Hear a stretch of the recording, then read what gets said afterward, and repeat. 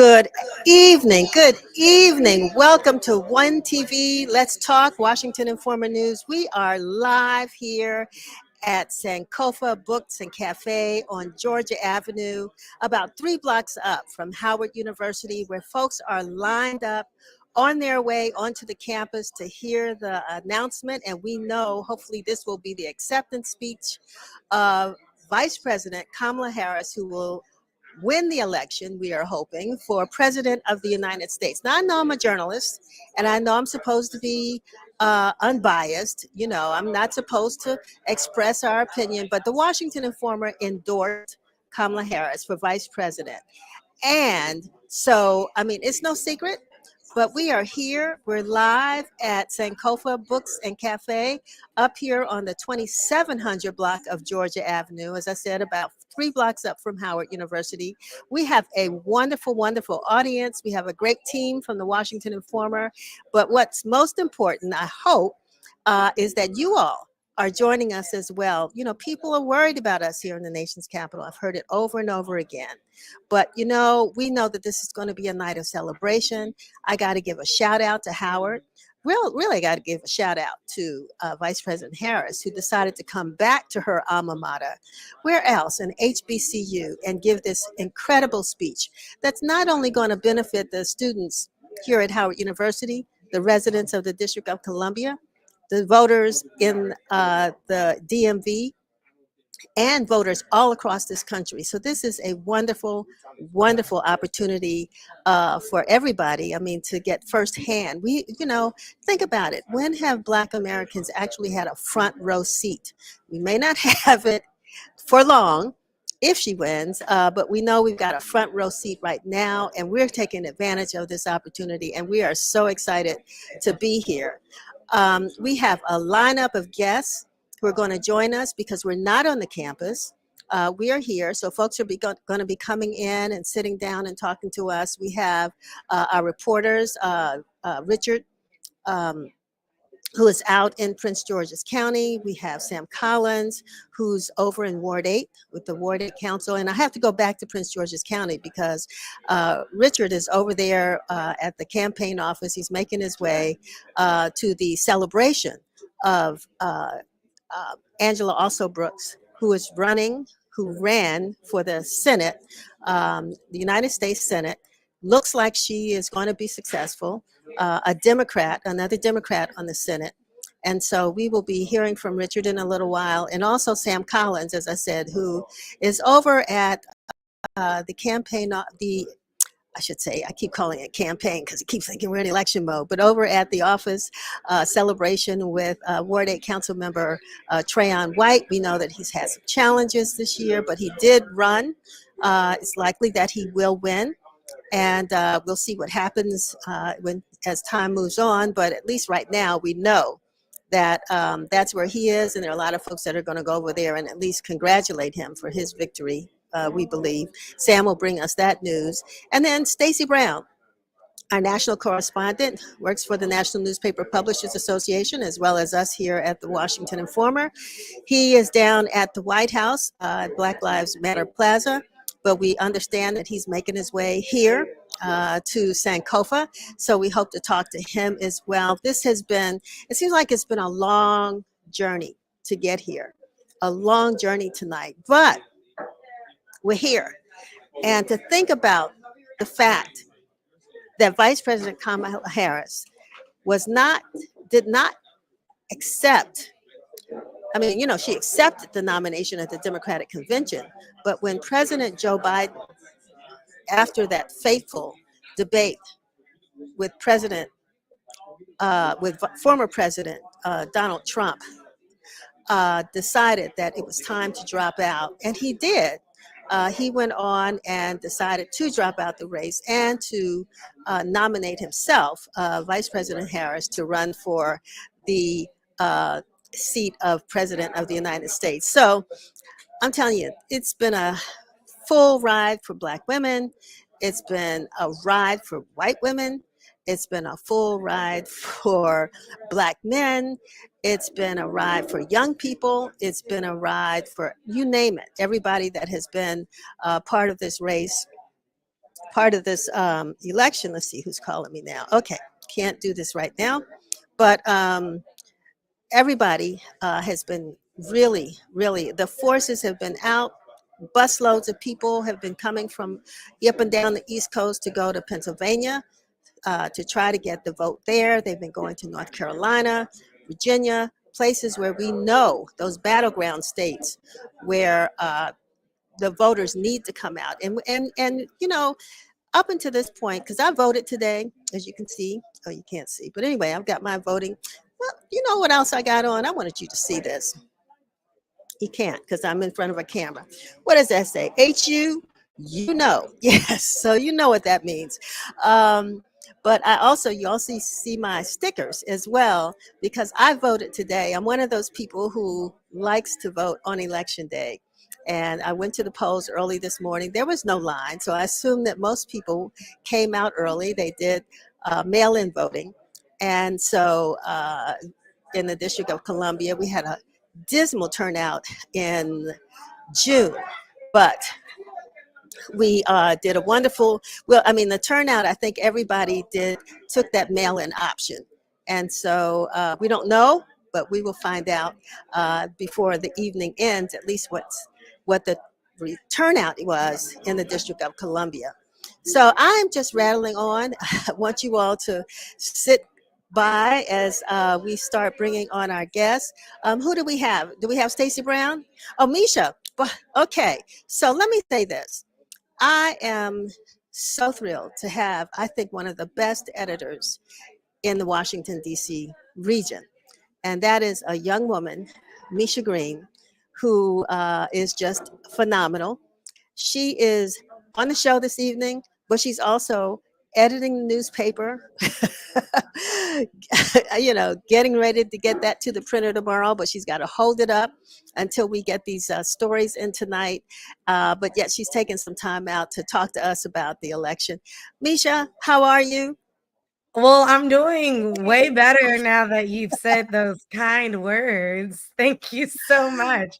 You know, Well, you know, go ahead. this has been such a an exciting process. But I'm happy that you all are holding down the fort right across the street from where a lot of the exciting things are happening. And every few minutes it feels like we're getting new stories to edit and get out to you all. So it's been a really exciting day. I also this side voted early um, today, and I'm fired up. I will say, and I know Stacey Brown will be joining us in a little bit, but the story that we just got out, so be sure to check out WashingtonInformer.com, is about some of the tension that has been happening since the start of election day. Of course, that was something that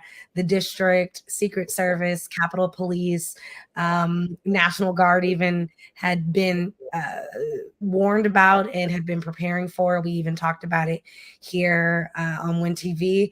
But to now see it in action is really quite interesting. So today, earlier this afternoon, a man was found with different concerning items on him from what seemed to be sort of something that looked like a flare gun, a torch lighter, and something with strong gasoline odor. That person came from Michigan, which again, we always see that no one's here that sort of when we see these issues, no one's from the district. They're coming From into other places. That's right. and so anyway, we're asking that folks, no matter where you are, be safe. And it seems like a fun time right now on Georgia Avenue at Sankofa. Well, it is. I mean, it's very busy. It's kind of mellow here, but you know, folks are eating and drinking great juices and just having conversations. And of course, they're live streaming this from outside, so people that are walking up and down Georgia Avenue can get a chance to enjoy our conversation. So that's exciting. But those long lines, I understand, of folks that are outside of Howard. I think they're going to start letting them in maybe within the hour. I will get some word about how that's going. But there are folks that have been lined up, and I don't know. I mean, this was an invitation register only event. But I don't know if you got one, but a new registration invitation just went out. I mean, maybe 20 minutes ago. So Oh I my don't know if they're goodness. looking for more people to come onto the campus. I don't know what the situation is, but it's not too late. If you know somebody and that who knows somebody, and you don't mind standing in line, you still may be able to get onto Howard University's campus. And talking about security, Misha, I thought it was tough at homecoming, which was 2 weeks ago.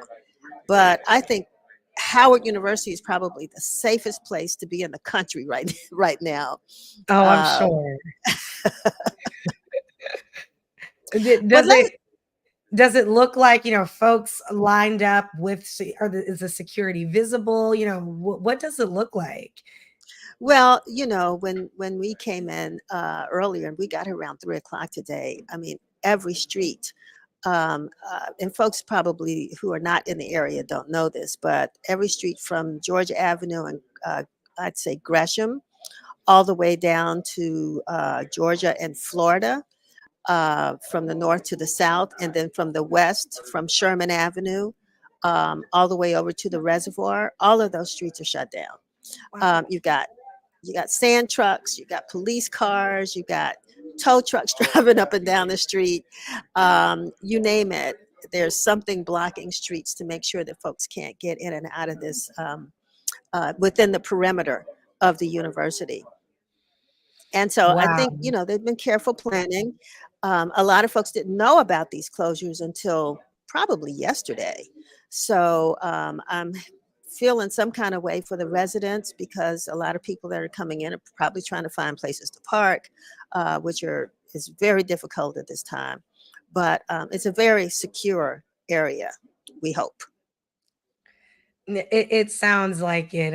And I think it, again, I like you, I feel for the residents. We know how difficult it is when folks are coming into our town and stopping us from our daily lives. But I also really am comforted in the fact that it's safe, that the folks who are living in that area can feel safe being in their homes and knowing that uh, there won't be any activity that should concern them from living their lives at least safely in their homes and their families. So, I think that's a good thing. And maybe folks who are tuning in and just heard Miss Denise's announcement about if you know somebody that knows somebody to be able to get down there, that's something to do. You don't have to get far to Oh, stand in yeah. line.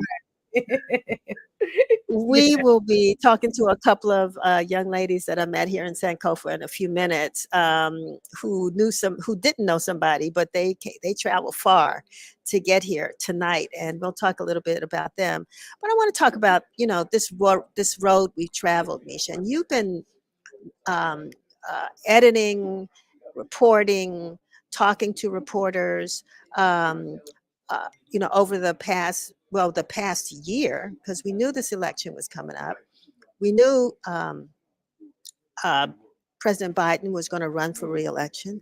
We knew Donald Trump was going to try to run again. And the atmosphere in the country, well, how would you have described it before July when President Biden decided to withdraw from the race? How would you have described the atmosphere, particularly here in the nation's capital? Well, before I answer that question, we got some breaking news. Kamala Harris just announced has won in Vermont, and Trump has won in Kentucky and Indiana. So Whoa. those are some states that we're already getting back some final result, some first results in. So, I think from that news, that's a great question, Miss Denise, because before July, I would say the country was just really anxious, concerned about w- really the future of not only this country, but really what leadership looks like in general. And so that wasn't simply a conversation about who are these leaders, but we were really going into um, uh, their backgrounds, as well as how old they were and their medical concerns and things like that. That I think played a major role in some of Americans' concerns overall. That said, um, I think that there was also people desperately hoping for a plan B. And so we remember Democrats really scrambling post the first debate in June and early July, when folks are saying, no, please, we have to have another option. And, people who had once been very supportive of Biden now questioning his leadership.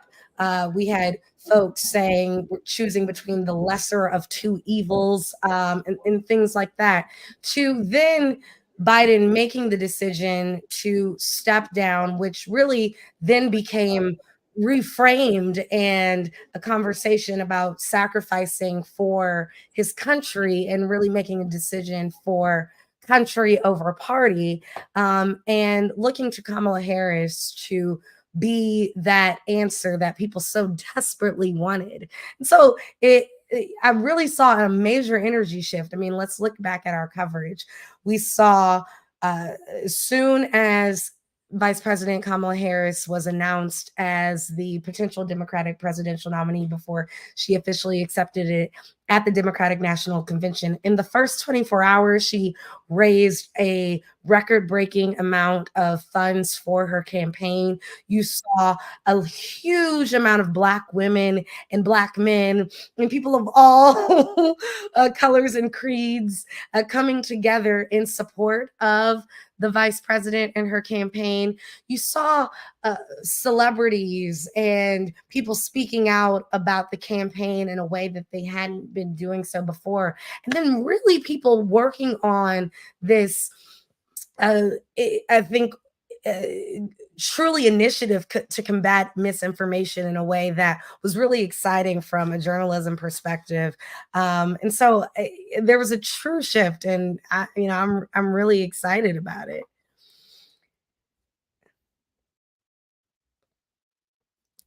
Oh, I think. No, I'm with you. I am too. Can you hear me? Yep, no, you're back. Did Yeah. I lose you? No, I Okay. can All hear right. you. Good. Good. Good. Wonderful. We have a little bit of a delay that we're trying to work with here, but yeah, I see what you're saying, that Trump actually had won Kentucky and Indiana. Harris takes Vermont in the first results that have come in. It's interesting. So we will see how those numbers continue. Um, and going back, I mean, just to the fact that when Harris accepted, decided that she would run for president, there were some skeptics out there, and there continues to be skeptics. Folks that said they didn't know her, didn't like her policies as it related to immigration. I mean, how much have we known about any of the vice presidents of who have been in office over the years? So now here she is, within a matter of 90 days, really, a little bit more than 90 days, had to prove herself uh, against someone who has proven who he is over the last, since 2016, Yeah, you 8 years. know, 8 years. And so, I think whatever happens, folks will will think that this woman has done a wonderful job. She has proven her ability to talk about the issues that impact the American voters, and done it over a loud noise of just negativity.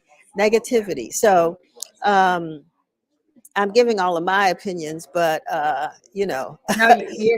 you're right on target, though. I mean, I think from the very beginning there were a lot of, while the energy shift was beautiful and I think really exciting for many people, there were a lot of naysayers and people questioning things that shouldn't have mattered. Again, we know that Donald Trump is known to question race and ethnicity and people's whole background and livelihood. But then don't ask him about his or his taxes.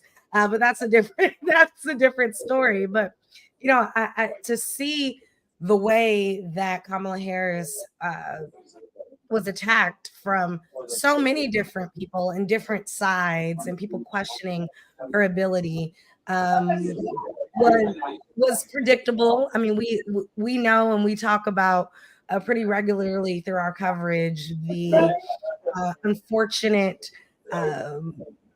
challenges that Black women in this country experience, and for that to have even her Blackness to have been questioned, her leadership to have been questioned. When again, I cannot tell you anything, and I mean, we were following the Trump presidency very closely, but I can't tell you what really anything of note that his vice president did until he went against him. And I think Right. that's been the case with vice presidents in the past.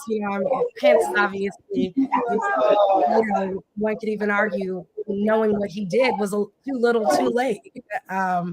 But I think that really we've been celebrating Vice President Kamala Harris's wins from the very beginning, her record-breaking ties in the Senate, the fact that she has been really pushing for Medicare and reform in general when it comes to going after these pharmaceutical companies, and the successes she's had when it comes to particularly medicine to address folks struggling with diabetes. And I think that what we had to do as the Washington Informer is then really try to dig into some of her other very specific policies and platforms. I mean, a lot of people, which was a fair criticism in many ways, said we knew what the Republicans were doing. Project 2025 was a very, very hundreds of pages long idea. Oh yeah, 900 and something. Yeah, yeah. Misha, I'm gonna jump in for a minute because I think Stacey Brown is waiting to join us.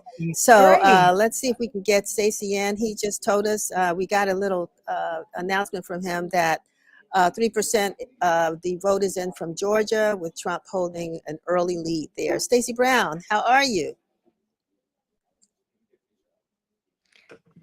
Stacey, I think you might need to You there, unmute. Let me Stacey? see if I can help you.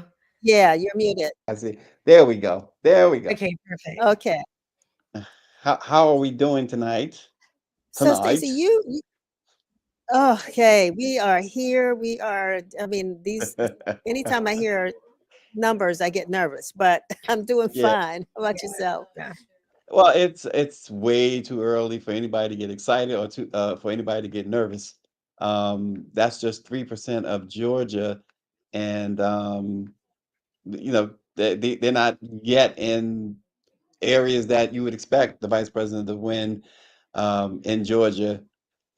So once they start counting everything, Cobb County to Cobb County, Fulton County for sure, you'll see those numbers start to go the other way in Georgia. So it's a long, long way to go in Georgia. In fact, if you don't know, they announced that they're extending the hours tonight. So they'll be voting for a bit there and counting for a bit there. So it's going to be long. Misha mentioned earlier about what happened at the Capitol. I really wanted to, and there's just too much noise. There's a lot of activity here on Black Lives Matter Plaza. I wanted to bring the viewers from Let's Talk down there because the Capitol Hilton is all boarded up now. The St. Regis is getting boarded up. Everything is getting boarded up as they prepare for some violence. With the election. So, Misha, it's not just what happened at the Capitol, which they're saying that incident, they claim it's unrelated to the election, but I have some doubts about that. Well, I mean, I think what that is a wake-up call to in general is, first of all, how much action goes down in general here in the nation's capital. I mean, we know that freedom of speech is a thing, and that where else to go and make your voice heard than in the place where decisions are made. But I also think it is a sign that people better not mess around, because Capitol Police is on the prowl. This Yes. poor, they say this man, we don't know whether or not he was election related, or if he was just there and for something else. Right. But either way, we do know that Capitol Police was on him. Yeah. Yeah. But importantly, what we are seeing so far with these very, very early results, Misha, is areas that you would expect to go in the red, and they are going in the red big. But then areas that you expect to go blue are going in the blue really big right now. Early voting, the early count, I should say, in Virginia has the vice president up 21%. Vermont, we know, has already been called. She's up 41% there. In certain areas of Georgia that has been counted, the former president is up a total of 14% by 14 percentage points overall um, there in Georgia. But again, it is extremely early, and these are areas in Georgia that you don't expect to turn blue at all. I So think Misha and Denise abandoned me. What kind of no, nonsense is that? I don't know how I got pulled back, but I've been totally in it, and really being, if you will, comforted by your words, because I'm trying not to freak out. I'm trying to just trust the process. I know it's gonna be a long night. We've already kind of braced ourselves for that, but it, But it, it, it, Stacy, let me jump in for a minute, Misha, because Stacy, we're looking at these numbers, right? Hmm. But as we've been hearing over the last few couple of weeks, there's the specific numbers we are looking for, right? yeah. And Hmm. so, what Vice President Harris, those states that we're looking at that need where she needs to win, and those states that Trump could possibly be leaning on to win. I know Pennsylvania's one, Michigan. Yeah, the swing What are the states, others? really. Yeah. So can you just outline those states, and when people hear numbers, I mean, we hear like you just said, Vermont. That's not. Now wait a minute. What is the state that always picks the president? Oh, isn't that Iowa? And No, no, no. I thought it was in Vermont. I thought they always picked maybe the president. Vermont. Is it Vermont? Yeah. You know what? I'm lost on that too, because if it was Vermont, then we might as well call it now that the vice president will be the next president, because she has totally dominated Vermont. Somebody's telling them, no, it's not Pennsylvania, Anthony, No, no, but it's not Georgia either. no, But the no. swing I mean, states, I think yeah, he's just naming the swing states. But here's the Yeah. thing. I mentioned Iowa because Iowa is one that is a great indicator of what could happen here. And the forecast is that the vice president has a 4-point lead in early voting in Iowa. Now, they haven't started counting Iowa, but Iowa, the reason why Iowa is a huge deal, because it means that white women have indeed got on board with the vice president. And if that is a trend, then she can afford to lose, say, a Pennsylvania, and still win the presidency. So that would be huge if indeed the early voting is any indication of what's going to happen in Iowa. They did not, I should say, they did not expect to be in play in Iowa. And now we are hearing folks Zogby and these other polling places start to look like Iowa is going for the vice president, which would be, like I said, it would be humongous, and it would just take one of the swing states out of play. Well, not out of play, but it would lessen the importance of one of the swing states for Kamala Harris. So we'll see. We will see. We don't expect Florida for sure, right? That would no, be a no. major shocker there. Georgia's to keep your eye on. Of course, North Carolina is huge too. And if she takes North Carolina, then the path for Donald Trump becomes a lot more difficult. So again, it's so early, Denise, Misha. It's nothing to get excited about. Yeah, no, it Thank is. you. It is extremely early, and in some cases, like here in the District of Columbia, the polls are still open. They Yeah. don't close until 8 o'clock. So if folks haven't gone out to vote, it's not too late.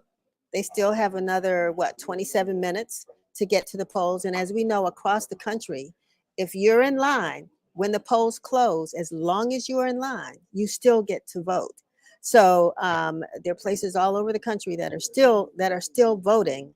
And so that's one reason I think that we won't be hearing some of those returns early. It might it might cause a big Right. stampede of non-voters. Um, try to get out there to, like hit that lottery at the last minute or whatever the case may be. Um, Yeah. but anyway, so you were down. You're in DC today. You've been down to Black Lives Matter Plaza. You have seen um, buildings being boarded up, right? What was that like? I mean, that of course we remember that through the 2020. aftermath of George Floyd and 2020, right? Oh, Sam is on board. Okay, but what what came to mind when you saw that today It did. and That's what came yesterday? to mind. What came to mind was 2020 all over again, when we know that businesses had boarded up their storefronts, and um, in this case, like I said, even this Capitol Hilton, St. Regis, they are boarding up, and it makes you feel like in the White House, there's this huge facade in front of the White House, in which to protect the White House. So it makes you feel like, okay, is this an election, or is this a war about to happen? And a lot of people believe that if this goes a certain way, there will be some sort of war, a civil war.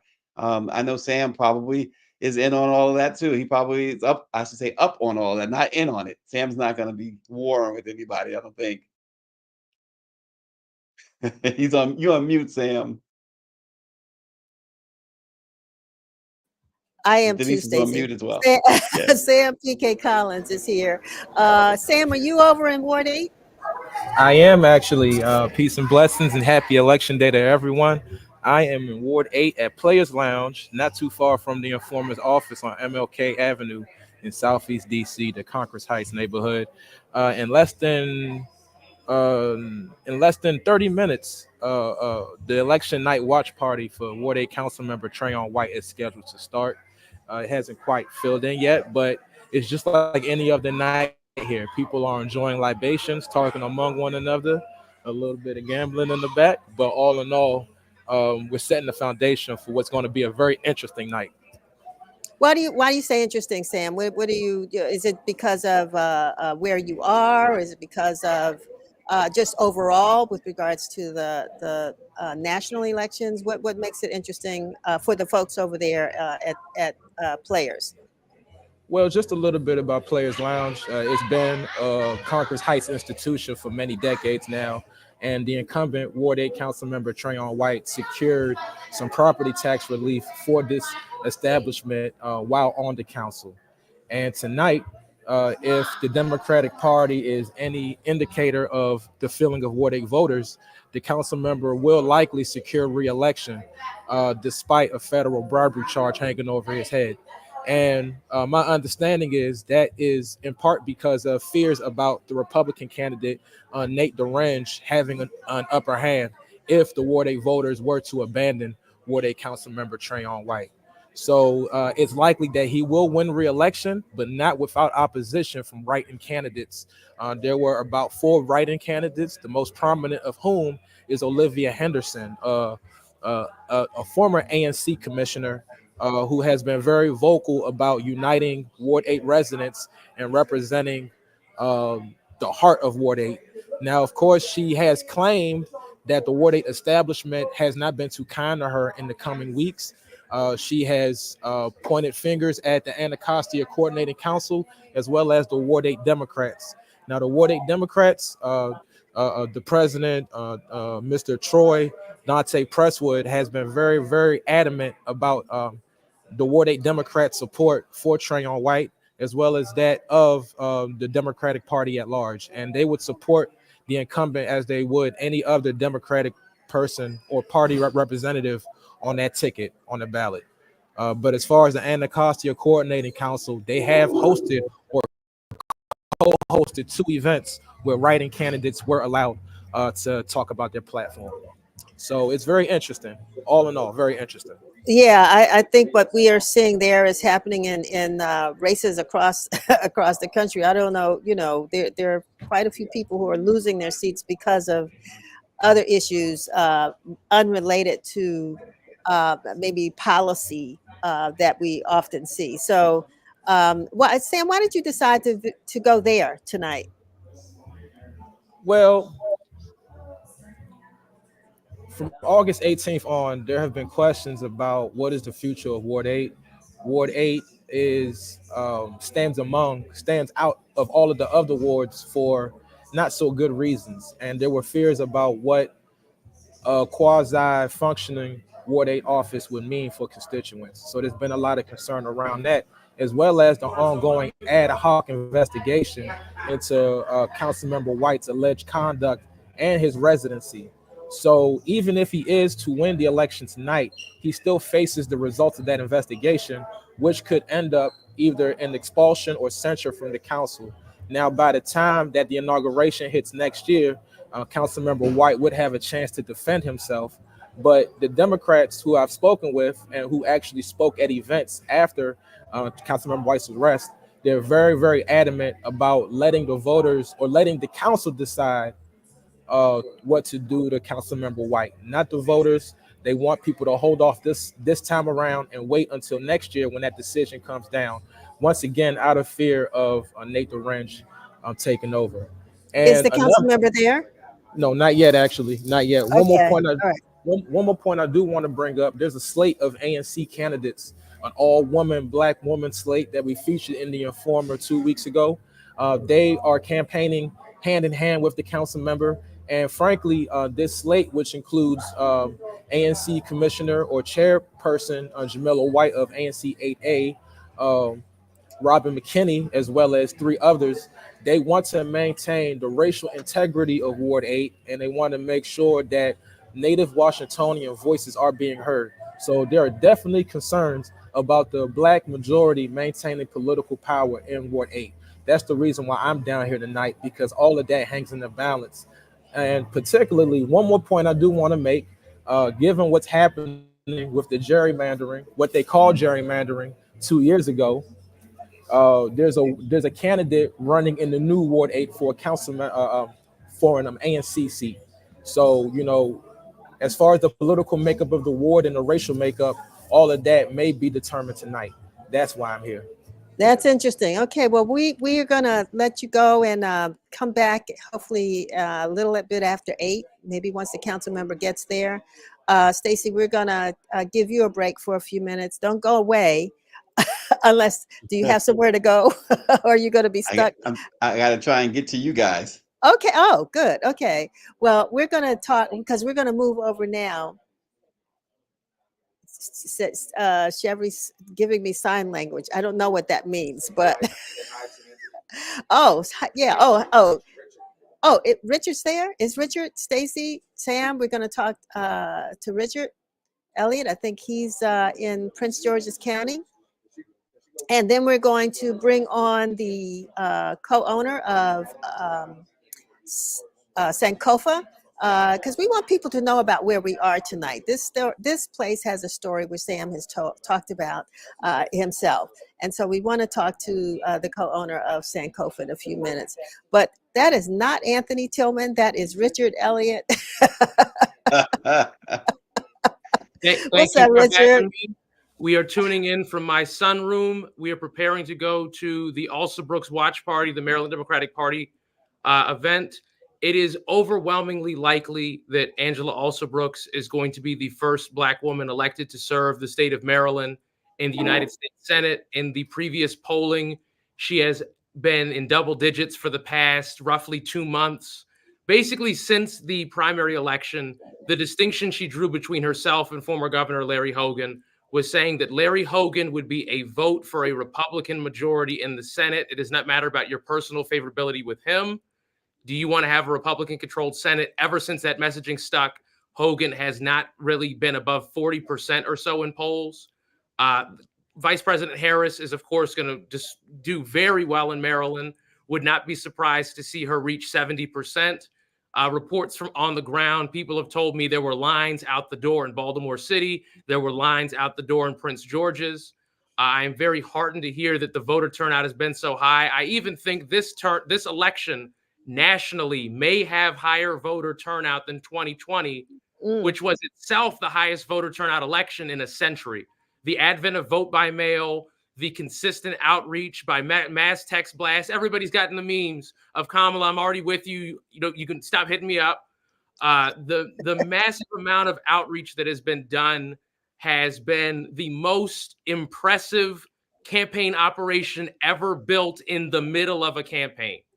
And regardless of what the results are tonight, Kamala's momentum was built in part by Joe Biden passing the baton, choosing to endorse her, avoiding the mini primary that would have been a fight within the Democratic Party, and pushing everybody to unite behind her. And as far as the early results look to me, it is going very well. From what I see in Georgia, at least on the channel I'm watching, Kamala is outperforming Biden in the in the election day numbers as Biden did. If she's able to outperform Biden in Georgia, if she is able to win North Carolina, which I believe she will win largely due to acrimony over the North Carolina governor's race, which we will not get into. It is not safe for work. And Pennsylvania remains the one that we will all be watching into the night and likely into tomorrow afternoon. But I heard that in Philadelphia, they exceeded the 2020 turnout by 1 p.m. If we have a voter turnout election than in 2020, I believe we know who the nominee will be. Richard, thanks. We're gonna jump off. You can go on over to the what is it, the watch party for Angela Also Brooks. Thank you so much for joining us, and hopefully will you be able to get back to us when you get there? Absolutely. I'll send a text message to Chevry at worst, and we'll have the computer to tune back in. Now, how loud it'll be, how good the internet will be, how good the lighting will be, I can't speak on those yet, but I will do my absolute best, I promise. I think everybody in the world's having internet problems tonight, so it's okay. It's okay. All right. We'll see you in a little bit. Stacey, I'm gonna give you a break. You gonna head over? I am. Okay. Look for you shortly. All right. Okie doke. So, as I said earlier, we are here at Sankofa Books and Cafe on Georgia Avenue, an institution that's been here. Well, I'm not going to tell you the whole story. I'm going to let the co-owner herself share this story with you. We are so honored to be allowed to be in this house tonight and to talk with her about where we are, and you know, her and her husband's story, and just the impact that this institution has had on this, not only just this community, on Howard University, but across the DMV. So, welcome. Thank you so How are much. you? Hi, I'm fine. How are you? Good, good. It's nice that you're sitting right next to me, but I think we're looking in opposite directions. exactly. So, tell us about Sankofa. What's the Sankofa story? So first, Denise, I just want to say how happy I am to be here with you guys tonight, to be here with an institution that has the legacy of a long-standing and only remaining Black newspaper in the DC area is a privilege for us, because we are also a Black institution that's been here in DC since 1998. And we bought the building in 97, and we have been working to make sure it's a place where people can come and not only read good books, but discuss them, to analyze them, to question them, to see movies, to make movies. We also have a film training program called Around the Fire Film Immersion Program that's starting in January. We've done it a few times randomly throughout the years, but we're trying to institutionalize it so we can teach an ongoing film class, um, immersion film class every year. And it is an independent filmmaking technique, meaning it's determined to make help students understand who they are without the layers of a Hollywood framework. So, how do you tell a story without imitating a Hollywood framework and repeating the same stereotypes that we're suffering from today? So, that's one thing that we're doing here besides books. We're doing many things. We're trying to expand. We have a film archive, Sankofa Archive, that we are putting into effect now so that the materials that we've created over the years, several decades now, can be made available to future filmmakers, to scholars, to activists, to people who want to know what happened before their era, and even use that material in their films. So we have a lot going on. You do, and you have a great supportive community. Tell me a little bit about what it means to be so close to Howard University, and the students that you interact with or engage with here. Right. It's been a joy to be this close to Howard University. The students come here as though we're part of the campus. They realize that it is a space where they can think and question in ways they may not be able to do in other spaces. We have books, the books that we have here are books pretty much that my husband and I were shaped by. These are Walter Rodney, these are Nora Zille Hurston, these are Richard Wright. We could go Malcolm X, and the the longevity of the messages and visions and critiques of these writers is timeless. So we feel like it's a responsibility for us to make them available, particularly to young people.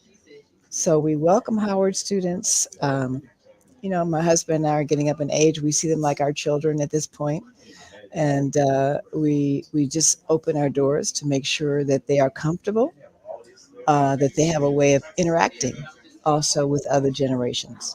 So it is a great place for intergenerational discourse as well. So, I mean, it's books and cafe. So Mhm. I mean, I had a wonderful sandwich when I came in. I was hungry, and so the food is great, and beverages, and a lot of fresh juices and juice drinks, which are blended drinks, which are really great. But it's interesting. My husband says I'm nosy, but I do sort of tune into other people's conversations from time to time. And I was listening to a couple of students having an interesting conversation about apartheid in South Africa, and um, just what one student knew and they thought the other students should have known. So there's a lot of interesting tabletop conversations that go on here at Sankofa. It's the place where that kind of conversation opens up, it seems. And so, um, do they ever ask you to sort of intervene in debate? You know what? They might ask us, but they might not ask us, but it happens all the time. So we have, for example, last night, which was a very opportune time, we showed a film called Nation Time, and it was a film made by William Greaves about 10,000 people landing in Gary, Indiana, in 1972. 10,000 Black people, 500 Black journalists who landed in Gary, Indiana to attend a convention of Black caucus. Now, this thing had been organized around the country for a long time. People like Leroy Jones and Mama Baraka were the key organizers of this convention designed to determine a Black agenda. So why was it important to have a movie like that showing at Sankofa across the street from Howard University the night before elections of the first Black woman um, Democratic candidate uh, that has the possibility of making, president? It's very important because students have to know what's next. What is next? No matter who wins, students have to have a sense of what are they wanting to be next. So by showing a film like that, we hoped that we could encourage thought about what could be next. That if students have a sense of the kind of excitement and enthusiasm that's happened already, they could be energized to think about, oh, why don't we do that? They don't know that Black people already had a Black independent party, that they organized to have a Black independent party. They don't know that there was a budget included, that there was demands for health care, demands for child care. That there was a whole multi-point agenda. Yes. So that was something, I think that's how Hailey and I kind of insert ourselves in those conversations, by making sure that our programming is chock full of things that provoke thought and But question. it's almost before we close out. But when we think about the meaning of the word Sankofa, which is looking backwards Yeah. as you move forward. I mean, how do we know, um, what the future can hold unless we kind of look back and see what we've done and what we've come through? Everybody wants to say that, they're the first, we did this first, we created, we were, but when we look back, right? And so is that why did you all, before you go, how did you come up with the name Sankofa for the name of your business? Sankofa is a name that we gave a movie that we completed several years ago called Sankofa, about an African American woman who finds herself back in time, a contemporary Black American woman who finds herself back in time on a slave plantation somewhere in the Americas. And the story goes on to explore the relationships that she had on this plantation, how some people were ready to resist, how some people and fight back. Some people might not have been ready to fight back, but grew into being able to find a way to fight back. Um, I don't want to tell you too much about that movie. It's on Netflix now, but it's called Sankofa. And the meaning of that is so important because, as you said, Denise, it's a way of looking back as you go forward. That the Sankofa bird, for example, is a bird, and this is a Dinka symbols. This comes straight out of Africa. This is nothing we made up. This is an old, old, old ancient culture that we're being fed by. Speaking of, going back to go forward, this is feeding our purpose in life. So we understand the Sankofa bird, and we're happy that we found this as a result. But we named our bookstore Sankofa because the film was really widely received. The idea of looking backward while you're going forward. I'll explain the bird. The bird is looking over her shoulder, and she has one foot going forward, and she has an egg in her mouth.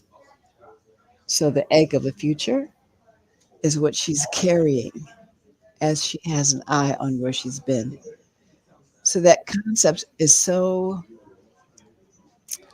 amazingly applicable to every culture on the planet. We have to, we've not succeeded yet in embracing what Africa has to offer philosophically to the world, culturally to the world. But we have a simple symbol like this called Sankofa. The need to look back in order to go forward is like a balm, BALM, to the souls of Black people around the world. When we invoke this meaning, it soothes, it's soothing to the pain that we walk around with. Yes, we do have a past. And yes, that is going to feed us as we go forward. And we can critique it. Nobody is saying emulate the Right, past. right. One you of have the responsibility to critique it. And we know, regardless of what happens tonight, that Sankofa bird is a symbolic of how we've been able to, I guess, come through, you know, time. And so I just want to thank you so much for being with us this evening in your store, in your house, Thank you. being with you you know, it's just a pleasure to be here. Well, no, thank you, Denise. We're broadcasting from outside. If you haven't come by Sankofa, you haven't seen a big old screen outside broadcasting this wonderful watch night with our wonderful Black institution, our sister institution, Washington Informer with Denise Rolark. And thank you so much for what you do. Well, I'm glad to know that they're outside. I was nervous because the room cleared out pretty fast. I said, maybe Kamala's coming. I was like, where did everybody go? But if they're outside, that's great. That's great. Yeah. Mhm. So, I mean, the weather's great. Come by, get a good bite to eat, something to drink, watch outside, fellowship, all of that. And it's a historic night. So, Shakiana, thank you so very much for staying with us a little bit longer, and we My appreciate your pleasure. My hospitality. pleasure. All Thank righty. you. Okie doke. Thank you. And I want to tell folks out there, if you are watching the show and joining what you're seeing, share it. I don't know if you're on Instagram. I don't know if you're on Facebook. I don't know if you're on Twitter or LinkedIn, wherever you are. Please share this broadcast. And, you know, you can comment. I'm looking at the comments now, and I'm really glad to see Jeanette Powell and James Wright and Lydia Mathis and who else? Mike Van Lassiter. I'm happy to see folks that are watching, and tell folks to tune in. It's a different broadcast. It's not your MSNBC or your CNN. This is DC. This is the Washington Informer. This is Sankofa. This is neighborhood. This is family.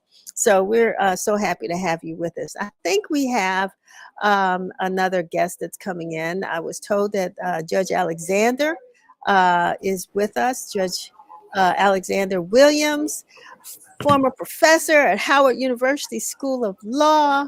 Gosh, a prolific gentleman who knows a lot about politics. Welcome to Let's Talk, our election night coverage. How are you? Yes, Judge? Barnes, thank you so much for having me. I'm excited and glad to be here.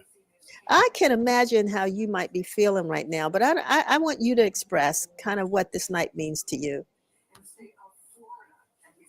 What's that? What was the question? Can you share with us what this night means to you? You've seen a lot. You've been around. Yes. You know, Thank you've taught I mean, students. yeah, Mhm. Ms. Barnes, this is such a historic day and occasion to be on the verge of having a Black woman to assume the top job in America. I'm excited. The people I've talked to, we're excited, and she has an excellent shot at this thing. So the excitement is just building in everyone that I know of, and we're just waiting. Oh yeah, we are. I mean, are you watching? Are you watching the results right now, Yes, or I uh-huh. have it on. I'm nervous as can be.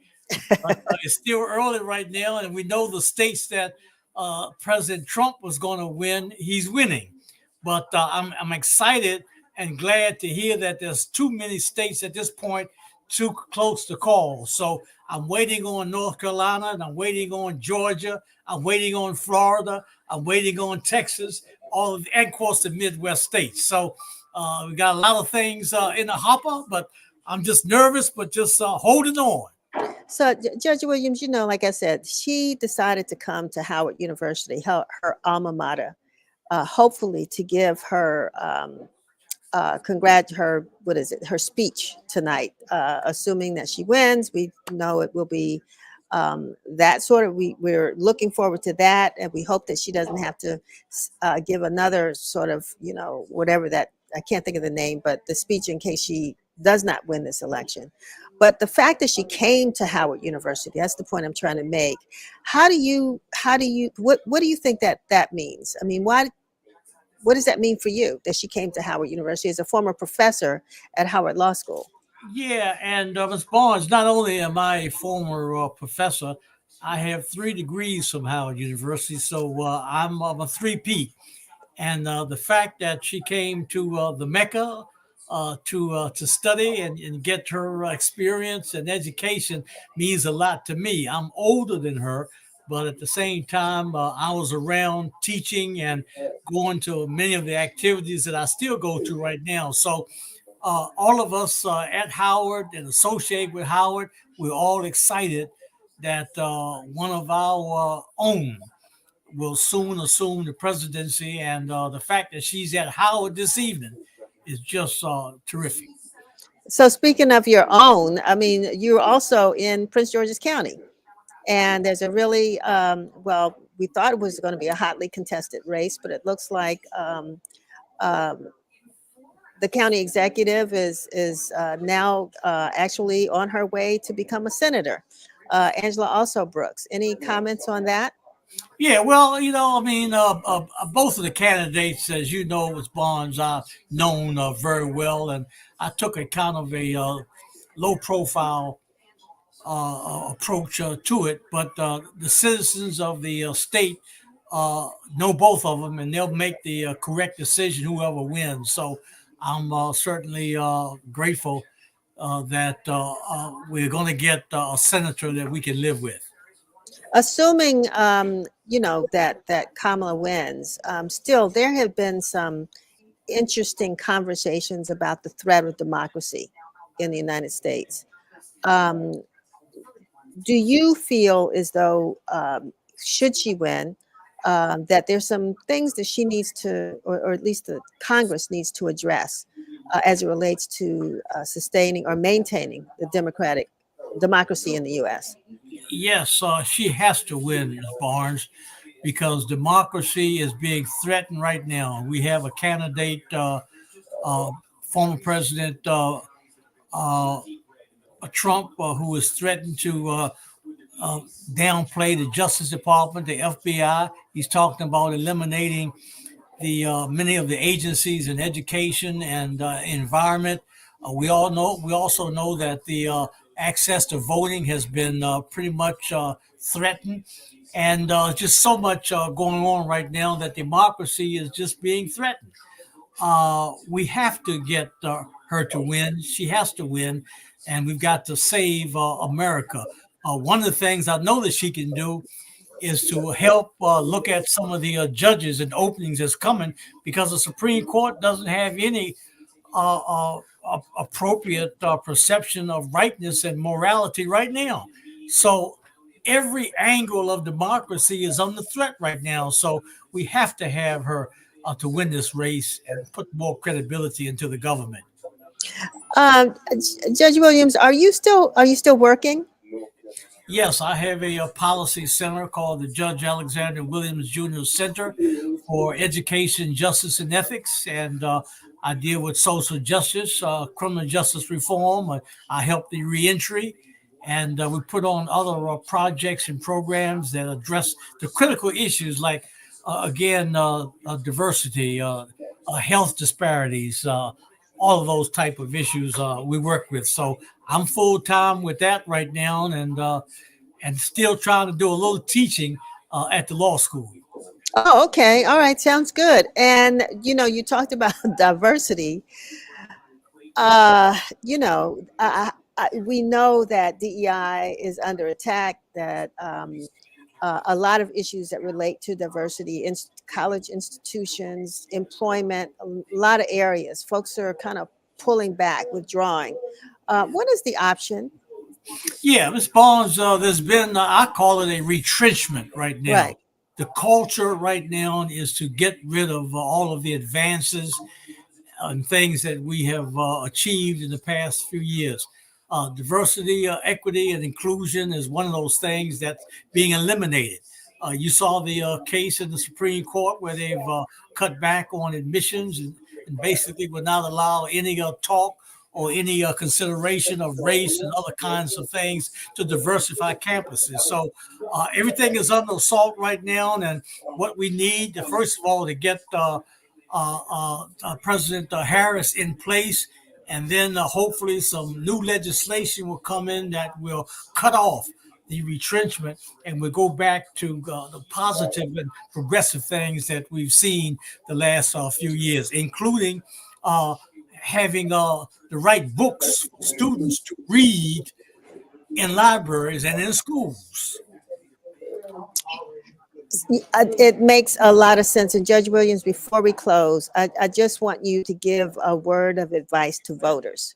I mean, most folks are very positive. I know that I've been seeing some comments that folks have been sending in that, Lydia Mathis is talking about, victory. This is a historic moment. Folks are claiming victory. But either way, folks have gone out to vote. What should voters do next? Well, everyone who hasn't had a chance, if the polls have not closed yet, they certainly should get there as soon as possible. But all we can do is just hope and have confidence that we're going to get through.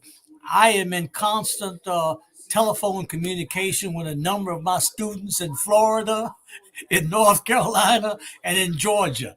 And all of them have assured me, Professor, we're going to deliver. So all I can do is have a nervous optimism and hope that we'll get through. All right. Well, I want to thank you so very much for being with us this evening. Hopefully we'll be on the other side talking about this historic moment and how it all happened and who made it happen. And of course, it's the voters that did that. But I want to thank you for being with us this evening. All right. And thank you. Bye-bye. All righty. Bye-bye. So it's 8:09 in the District of Columbia. The polls have closed. And be quite honestly, I think they've closed everywhere. Well, maybe not, because some people are in a different time zone. So some of those polls are still open. And when it's 8 o'clock here, I guess it's 5 o'clock in California. So some of those polls are still open and people are still voting. But in the district, in Maryland, I believe, and in Virginia, all the polls are closed. Sam, I'm seeing a great shot of the ceiling. Let's get a little bit more of your face in this picture. There you go. And get you off mute. What's going on over there at Board 8? People are trickling in little by little. They're enjoying a good meal. I just saw a couple of Trayon White supporters. But right now, things are still pretty quiet, other than this music that you hear in the background. Still waiting on the results. Okay, really quickly, though, Sam, Players is an institution. It's gone to now Georgina's because that's the wife's name of the business. But it used to be, maybe not a place that you might want to take your family. Now it's become, really a political place where politicians go in the ward. It's become a different kind of business. Can you share with us how Players has evolved? I mean, as far as this evolution, to some degree, it still might be casted as a place where you might not take your family, but it is it's still an institution that the council member and others have been very interested in preserving, and it speaks to the potential that Ward 8 has as it relates to economic development. We see the St. Elizabeth's campus, which is not too far from Georgina's, being developed and having a lot of opportunity for commerce. We see the same for the Anacostia community, which is right down the street from Congress Heights. And we also see, as reported in the Informer, some potential development coming to the Bellevue community, which is also not too far from where we are right now. So the evolution, however gradual it may be for Georgina, speaks to the greater impact of economic development that's coming to the ward, even though it's still in pockets. All right. Well, maybe at some point, I know we won't be able to really talk to him, but maybe Steve or Georgina are around. We can give them a little wave and tell them we're glad to be in that place and with you. And we'll get back to you once we know where the council member is. Have you seen any numbers yet? I'm still waiting. I'm not seeing any numbers. DC Board of Elections keeps bringing me back to the home page. I'm biting my fingernails just like everybody else. All right. Okie doke. We'll talk to you in a little bit. So, as I said earlier, we were talking about Georgia. We were talking about other places in the country. Well, I met two young ladies that just happened to come by Sankofa. I don't know how they found us or came or found Sankofa. They're going to tell us about that. But one is here from Memphis, Tennessee. Just celebrated her birthday. Welcome to Let's Talk here on WIN TV. Sheila, pronounce your last name, Sheila? Guerrero. All right. Sheila, you came to Washington to celebrate your birthday. But you decided to stay. Why? And I see you wearing your Kamala Harris t-shirt. Yes, I decided to stay because I wanted to be around. There we go. I decided to stay because I wanted to be a part of history or herstory, and just see the victorious outcome of hopefully soon to be Madam President-elect Kamala Harris. Wonderful. And you're from Memphis. Yes, I'm from Memphis. Yes. How did you I told you earlier, I said Memphis carries a pretty heavy burden. We're having some sound issues here, but I know Memphis carries a very heavy burden because it's the place where Dr. King was assassinated. And I know that the residents of Memphis, many that I've talked to, have not overcome that. But at the same time, right, Memphis has is a wonderful place to visit, wonderful reputation. Um, and when I asked you if Memphis was going to bring in the vote, you said, what did you say to me? Memphis were bringing the votes. We always say, well, Memphis, we did our part. But of course, Tennessee is a red state.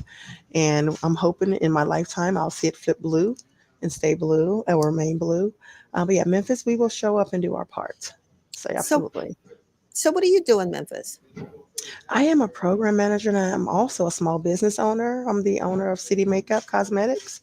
And I do special effects makeup and weddings and various makeup related projects and productions. Wonderful. And what does a Kamala Harris for presidency, a victory, mean to you? Hope, removal of evil rhetoric, the vitriol from the other party. We're not going back, we're going forward. That's still my hope as of right now. A victory would mean increased housing or home ownership for those who have never purchased a home before. Our brothers who are trying to start their businesses, the incentives for that, a return of the child tax credit, I believe it's $6,000 and $25,000 for first-time homeowners.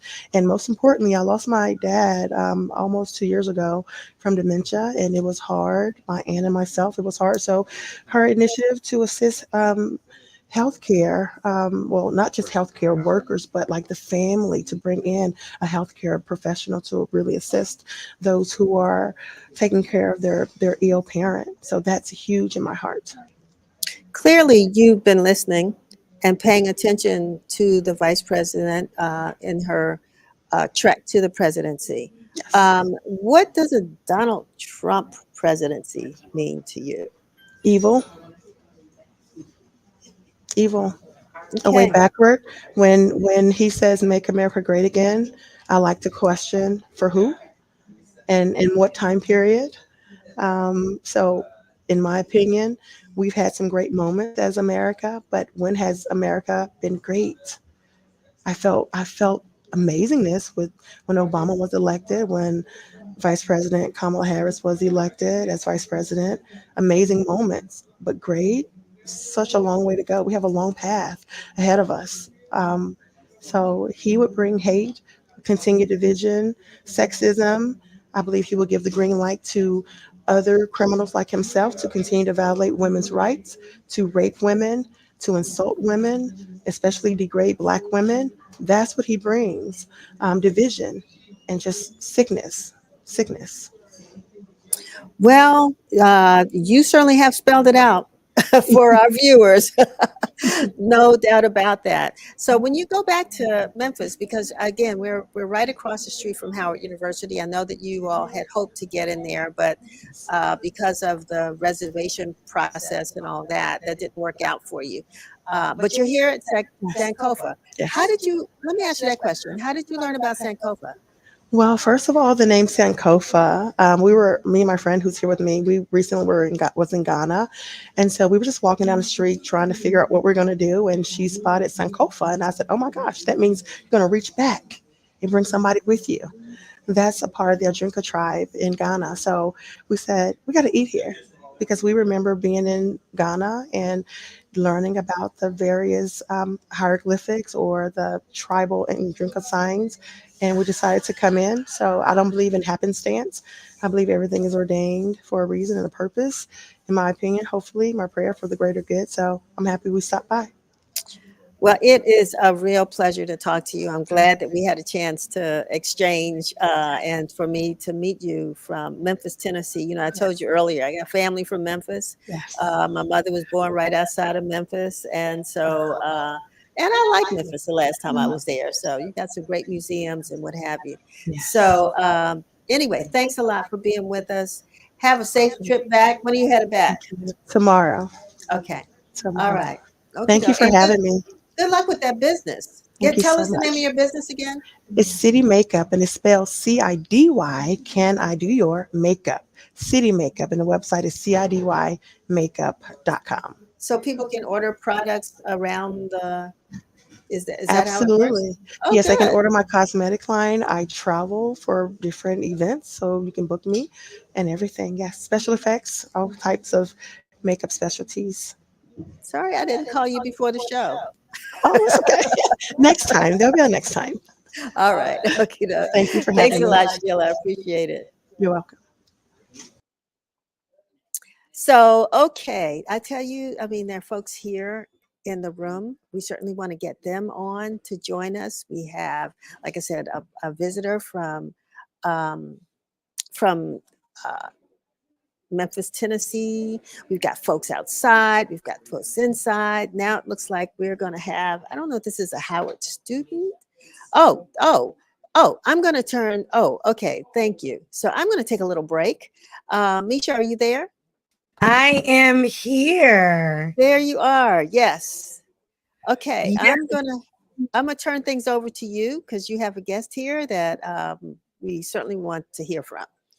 Perfect. Well, thank you, Miss Denise, for holding down the fort and for turning it over my way. This has been quite an exciting election night already, and we're just getting started. We're only 20 minutes into the polls being closed here in Washington, D.C. And guess what? We're getting returns. We're letting you all know up to date just as we're getting them. And we're talking to reporters all around the DMV in Ward 8 at the Players Lounge. We're also at Howard University where we have reporters at Burr Gymnasium following everything that's happening with the Student Watch Party. We also have Richard Elliott and Anthony Tillman in Prince George's County looking at what's happening for the Maryland Senate race, and particularly following Angela Alsobrooks as she is probably planning on celebrating, as returns are showing that she is overwhelmingly leading for the Maryland Senate race. And now we are going to toss back to Sankofa, if you will, where we have Maxwell Long Crane, who is going to tell us all about himself and what he's been up to as a student at Howard University. Maxwell, tell us a little bit about yourself and who you are and where you're from. Oh yeah. My name is Maxwell Long Crane. I'm a freshman at Howard University, and I come from Houston, Texas. Right now, I'm majoring in political science, but I would like to switch my major to African American Studies.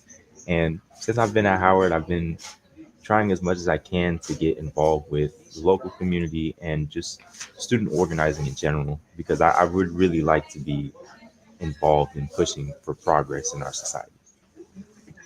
Well, I'm excited for you and all that you're doing. We know that we need people who want to be active and who want to ensure that they're getting other folks to be engaged and make their voices heard. But as you're figuring out your career path, if you will, Maxwell, I know there's so much happening on Howard's campus leading up to today, and I'm sure that there will be continued buzz throughout the week. Now, I know that you all did not have classes today. Is that right? Tell us a Yeah. little bit about what the week has been like at Howard. So I will say it has been a lot different than usual. We haven't had classes today, and for the rest of the week, they're going to be virtual because they had a lot of the campus blocked off for the event for Kamala Harris's having her watch party tonight. And, there's a whole lot of police on campus, there's barricades up all over the place. So it is a little bit hectic, but I also do understand, given the nature of the event, why we have all these precautions in place. You know, Miss Denise was joking earlier in the episode that maybe one of the safest places to be right now is Howard University because of all of the security in place and all of the precautions that have been made, not only for the vice president, but I think the Howard University community and the Shaw Howard residents at large. Um, what has been, I know that you all are navigating street closures and security and Secret Service, but what has been the overall vibe on campus leading up to this point? Well, I can say beforehand that I've never really felt unsafe on campus.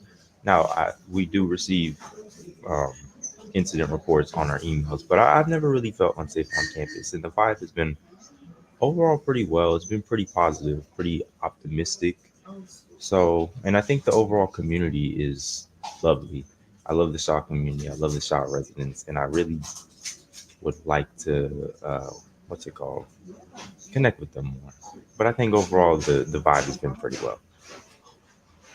And why did you decide to spend a little bit of time at Sankofa as folks are packing the campus, if you will, to celebrate this historic occasion? Well, I know Sankofa as a place for, radical imagination, and it's a place that I've gone to many times to study, to have community with people, and it's a lot more intimate than the other events. So I feel like enjoying the election, watching the election here, will, it'd be a lot more personal to me. And I also just the size of crowds can be very overwhelming as well. So that also took me off a little bit. Well, look, Maxwell, I think you know a little bit of something about big crowds. You're from Texas, Yeah. as they say. But I think that you're making the right decision, protecting your peace. But I think that was a really important thing that you noted before, which is that you've always felt safe on Howard's campus. You've always, felt like there's been that sort of positive sense of community. And it seems like it's just heightened right now. I'm very curious to see how the rest of the week goes. It's only Tuesday, and I know that road closures and heightened security is expected at least to the end of the week, which means that virtual classes for you all, which I'm sure is nice. Maxwell, what are you hoping as we wrap? Not only just this historic election in general, no matter what happens and who's the victor, but what are you hoping that comes from the engagement that we've seen over the past few months, particularly from young African Americans and from Howard University, which we've seen has been very active throughout this political process? Well, something I'd want to see and something I would love to see is, regardless of who wins, we as students have a very significant role to play in activism and in making change in our society. We have such a privilege to have this time in our hands to protest, to demonstrate, and to push for change. So no matter who wins this election, there's a lot of change we need to make in this country. I mean, we do say it is a democracy, but it's my opinion that we've never held a true democracy. And I think that we need to continue pushing for those democratic values that we stand behind.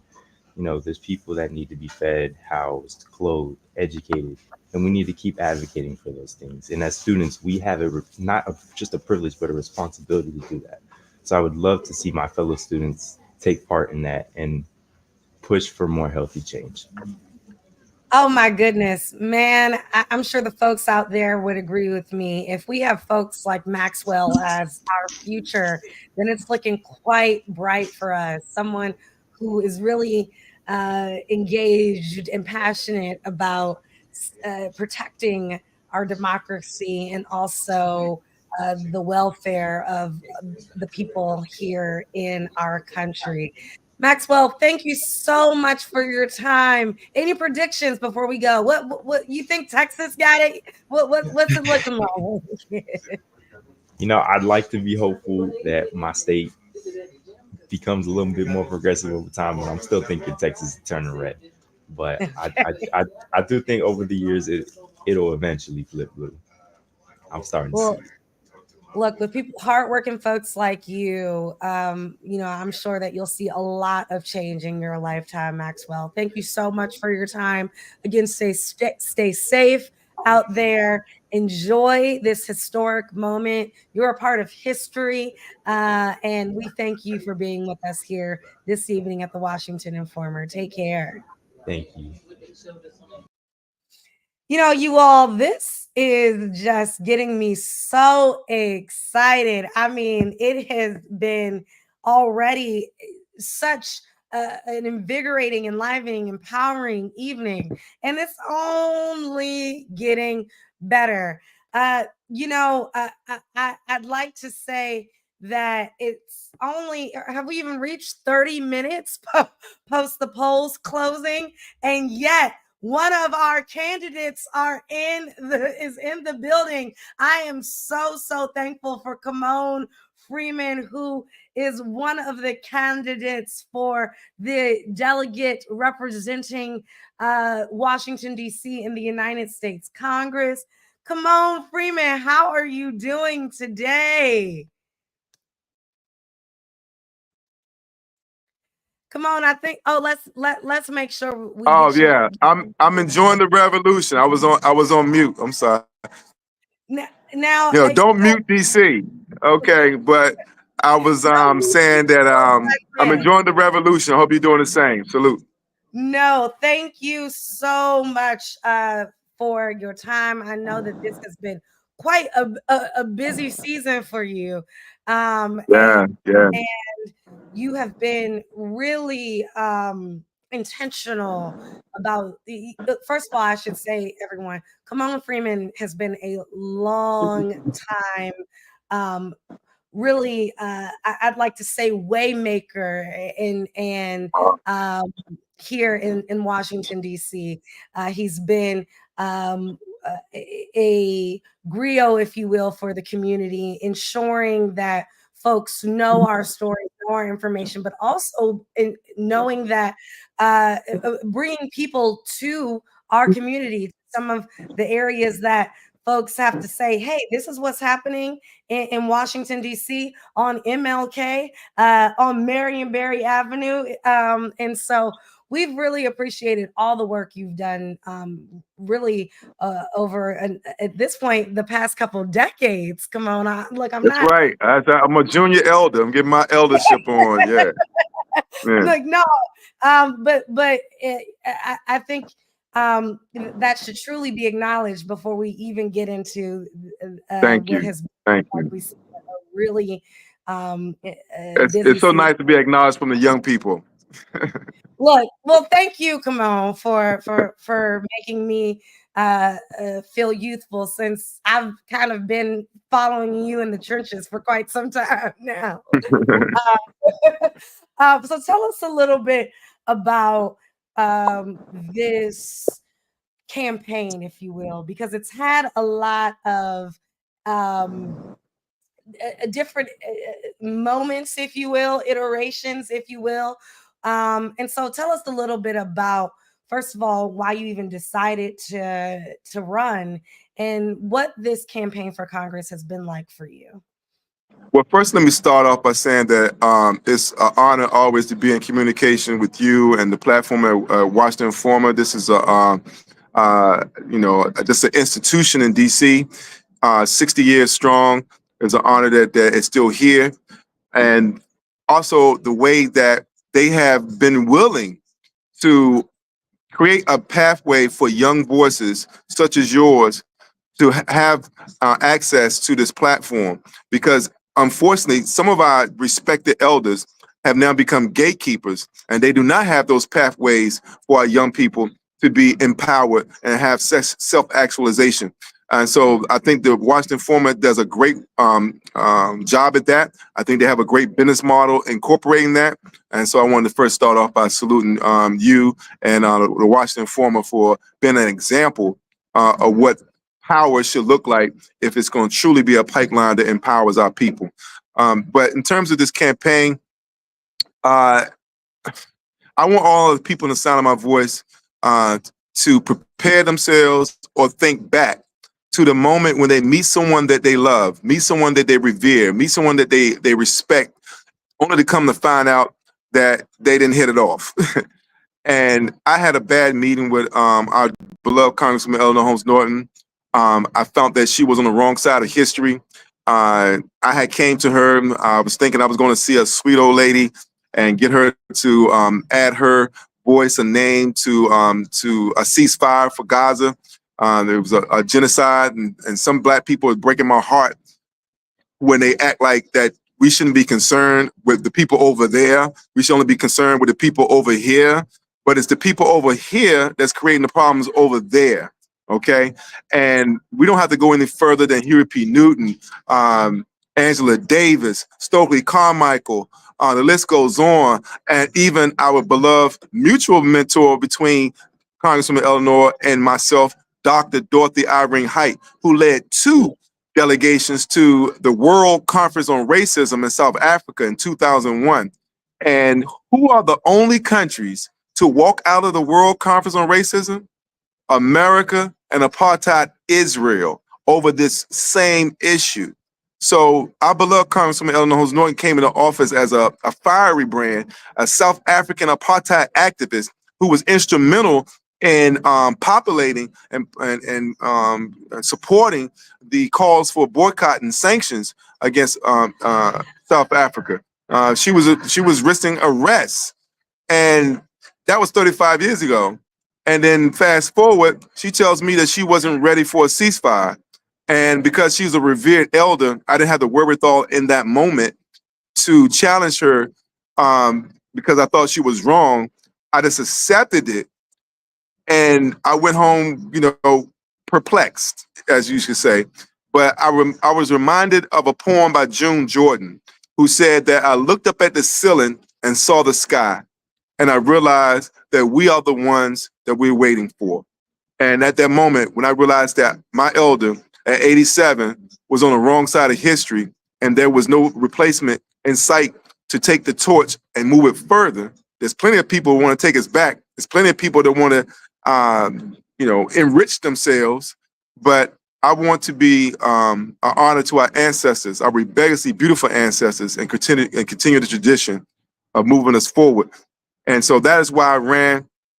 And I was told by a lot of Black people that I should be quiet about Palestine. I should be quiet about genocide, and that I should just stick to local issues. And I'm reminded of when Martin Luther King spoke out against the war in Vietnam, and they told him the same things, that he should stick to civil rights. There was a whole plethora of respectable people who told him to be quiet. And I'm just want to be, as the Harriet's wildest dream says, I want to be the wildest figment of the imagination of my ancestors. So I know that was a long answer because I had a meeting that changed my life. And no matter what happens tonight, these people are not getting rid of me. I'm not going anywhere, and I would do it again. Well, you know, and first of all, thank you for that inspirational story. I think that teaches us all that when you want to see something different, you do something. But one thing that, you know, I think that you bring up a good point is that you're not going anywhere. What is the call to action that you're doing because in getting us Washingtonians to get on board with as well? Because there's so many policies in which you've been passionate about for quite some time. I've heard you mention really being outspoken and unapologetically so about what's happening to the really decades-long injustices to the people of in Palestine. You know, you've been very vocal about addressing some of the issues here in our community, but what are some of those that you wanted folks to not only be aware of, but say, hey, we need change, and offering us a call to action? I want us as a people to decolonize our minds because we still a colonized people. Whether you look at it from a lack of self determination when I'm voting in Washington, D.C., where we have taxation without representation. If you look at it as far as the federal government being the largest employer of Black people, so therefore we are the last to speak out against anything that's in contradiction or contrary to the State Department talking points. But even look at our greatest institutions like Howard University that's here in Washington, D.C. I don't think is any short of pride for that institution. I don't think there's any shortage of pride for the people that it has produced. But I think we need to question that if the CIA is recruiting the best and the brightest minds at Howard University, if the National Security Agency is recruiting the best and brightest minds at Howard University, that our people have been trained to actually continue to foment the imperialism and the oppression of the military industrial complex around the world. And we're just supposed to be accepting of that because we're making good money, because we're building better bombs to kill more babies. I don't think that we should take any pride in that. And if we was decolonizing our minds, we would realize that education is not for the enrichment of our financial bottom line. Dr. Amos Wilson says as true education is supposed to better serve our people, to solve the problems facing our people. And for us to live in a city where the average white family has 81 times the wealth of the average Black family, for us to live in a city that has the highest maternal mortality rate for Black women in the entire country and have Black women running it, to have the fact that we have more police per person than any city in America, and America has more prisons than the entire world, and we want to somehow think that that is normal, that is the answers. I think that we are definitely truly a colonized people, and until we free our minds, our asses are not going to follow. And I don't think that there's any shortage of bougie Black people who think that's a compliment, who are invested in maintaining the status quo rather than challenging the status quo. Because I cannot tell you how many times so many people have tried to discourage me and just simply trying to say that our 87-year-old, 35-year incumbent, our beloved Congressman Eleanor Holmes Norton, should pass the torch that Joe Biden did Ms. Harris, and that somehow I'm being disrespectful. You see me how I ran this race. I haven't said anything out of pocket to disrespect our elders. I never disrespect our elders. But the fact of the matter is, this is the cycle of life. And until we do something different, nothing's ever going to change. So I'm just here to put some paint where it ain't and do what ain't, what some folks are scared to do, and that's tell the truth, And as the old folks would say, tell the truth and shame the devil. That's what I'm here to do. And we're in the heart of the beast, we're in the belly of Babylon, and we are in need of truth tellers today. Well, we really appreciate your truth telling, not only today and with us, but over the years and throughout this time. And, come on, I really want to shout out the people who are watching you and giving you love. We have Jeanette Powell, who says, not surprised at all, the Israel apartheid propaganda machine is strong, and Ashe, preach. She also weighed in. And so, we have people who are really inspired and fired up by what you have to say, and I appreciate you setting the record straight in terms of how you've operated this campaign. I want to let you also talk about that moment that you shared. So here we go, so beautiful with y'all caught Delegate. that? Who Yes, took that? Did Denise take that picture? I think Jamon Jackson, who is our associate producer, is the one who was able to capture this, and also one of our You see amazing how photographers. my foot is sticking out there in everybody's walkway, and I think I incidentally tripped up Denise Rolark Bond. So I apologize to Denise because I was playing back the tape that I was editing, and I saw her trip over my foot. So I apologize to Denise for being a stumbling block in her path. Well, I'm so sure that she forgives you. She probably didn't know it was you, so now you told on yourself. I got big feet and a big mouth, y'all. I'm sorry. No, I love this moment. Tell us a little bit about what was happening Well, here. yeah, the people, I don't want to get into some of the the background stories, but let's just say that a lot of people was concerned about my behavior on the Anacostia Coordinating Council boat ride because Eleanor was a great supporter of ACC and she was going to be on the boat ride. And I was actively campaigning for her position. And they didn't want to make her uncomfortable. They didn't want me to go too hard. And I have been, known to go hard in certain times, at certain moments, with big feet and a big mouth. But I told them that I have home training. And I wanted to prove to them that I have home training. So I didn't do anything. I didn't distribute any information on the boat. I didn't promote my campaign on the boat. I didn't even wear a campaign T-shirt on the boat. I took this opportunity to get some flowers from Lee's Flower Shop. I spent $130 on those flowers right there. I asked Miss Lee, what was Eleanor's favorite flowers. She told me, and she created a bouquet just for Eleanor. That's not just random flowers. That's not, that is not Safeway bouquets. That is Eleanor's favorite flowers. And I presented it to her in public on bended knee, as you can see, because I wanted to show homage to her, because my campaign slogan was, we need to give her flowers and pass the torch. And so I couldn't ask for the blessing of the people of Washington, D.C. to pass the torch, that she's unwilling to do, of course, without first giving her flowers. So I wanted to be on record that I gave her flowers.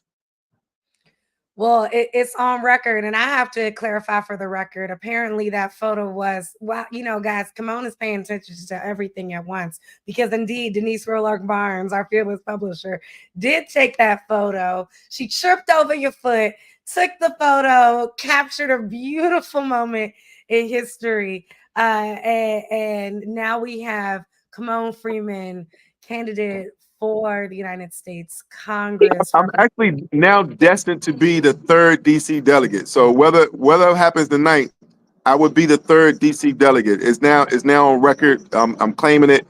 It is what it is. I got all the signs from the ancestors. Is about to happen. There will be some flipping the tables of like Jesus in Washington D.C. when it does happen.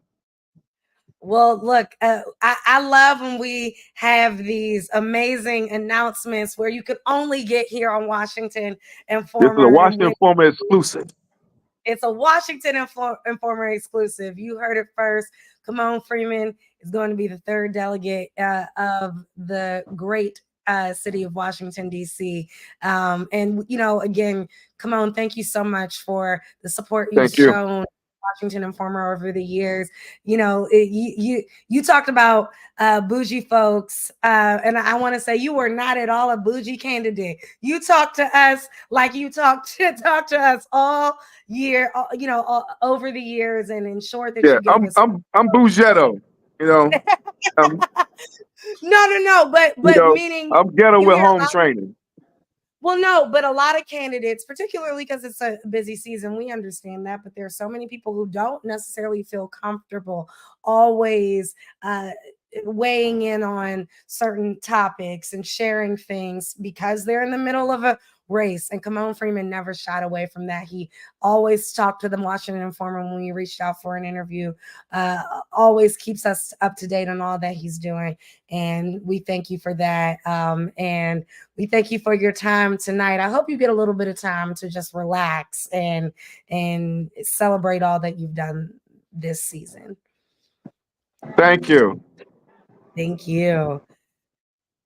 Wow. I mean, we're just going. I can't believe we are almost 2 hours into our special election night coverage. It's been almost 50 minutes since the polls have closed in Washington, D.C. A lot of places here on the East Coast have been closed at 7 and 8 p.m. So returns are starting to come. And, here at Washington Informer, we will be letting you know and keeping you up to date. But there's also so many people. We have a packed show today of so many folks who are coming in to give you the WI exclusive, the information that you can't get from anywhere else, and the takes that you really need to cherish as special because it's here on Washington Informer, which is celebrating our 60th anniversary this year of empowering the Black community through information and news that you can use. So who do we have next on the agenda? It looks like we have state. Do we have Senator Nick Charles with us today? Oh, what a treat. And Richard, I think that we need to unmute so that we can get Senator Charles and you. I apologize. We got the chief of police over there. As long as he don't have any cowboy stuff on, he good. Yes, please. We're trying to keep it a peaceful evening, right? We got a great team here in the county. Now, you all have been doing such amazing work. It's been quite an exciting, I think, is an understatement, election season, but particularly for Prince Georgians who are watched the current county executive really run a very close race against former Governor Larry Hogan. In Prince George's County, Angela Alsobrooks seems to be doing well and very early returns, as well as the polls that we've been doing over the past or covering over the past couple weeks. With Senator Charles, you've been not only busy sort of supporting these moments, historic moments, if you will, but also doing your work as a legislator and as a dad, because I follow you on social media and know that keeps you busy as well. But tell us how this election season has been for you overall and what's been keeping you busy and keeping you going. Listen, I've been super excited about everything that's been taking place, the energy that's surrounding Angela making her way to United States Senate. When I tell you she was a phenomenal partner to have as a county exec when I served in the Maryland House of Delegates as chair of the House delegation. We did so many great, amazing things together, and supporting her on this journey has been something that I'll always take with me. My children are super excited. They've been even supportive of it. They've run some video clips to support her as well. And so, listen, this entire election season is just amazing. In addition to our vice president, she's going to be our president. I'm very hopeful. As I've talked to many people that have knocked doors, buses have left out of Maryland to go down, and also from D.C. to go down into North Carolina, go up to Pennsylvania, and you have multiple people knocking doors. So many volunteers trying to get people who weren't necessarily normal voters to get out, because this is all about getting people to the polls. If we want to win the Electoral College, we're going to have to make sure we win the popular vote in each one of those states. And so that is very imperative. And so I'm excited. I'm I'm fired up. It's an amazing crowd upstairs here at the University of Maryland Hotel, and they are fired up, waiting to see this win and this victory, so we can celebrate tonight for democracy and for our country, so we can everybody can be adults again. I'd like to note that Senator Charles was an early endorser of the Alsobrooks campaign when he chose to endorse representing. Richard, you gotta get in the camera. Senator. He was an early endorser of Alsobrooks. When he chose to endorse Alsobrooks, was part of the momentum that helped her through one of the most expensive Senate primaries in American history. He represents one of the highest turnout districts in the state. The 25th is the Black Heart of Prince George's County. It is the first district that was represented by Black politicians. And Senator Charles has been doing his diligent work through early vote and with mail-in vote, to where Maryland is at something like 50% of total voters voted before today. Like I said in the earlier piece, we are looking at historic election turnout, and we think that the historic election turnout is going to be phenomenal for Alsobrooks, for Kamala Harris, for Sherrod Brown in Ohio, for a few more of these Senate candidates. So we want to thank Senator Charles and his colleagues who helped implement vote by mail, who've kept early vote, who've done everything they can in Maryland to keep our democratic practices alive and thriving and improving, I'd even say. Yes, indeed. And thank you for that. Do good work. Do good work. Yeah. I mean, I'm just loving this appreciation and gratitude chain that you all are throwing back and forth to one another. But, thank you, Senator Charles, for all the work you've been doing.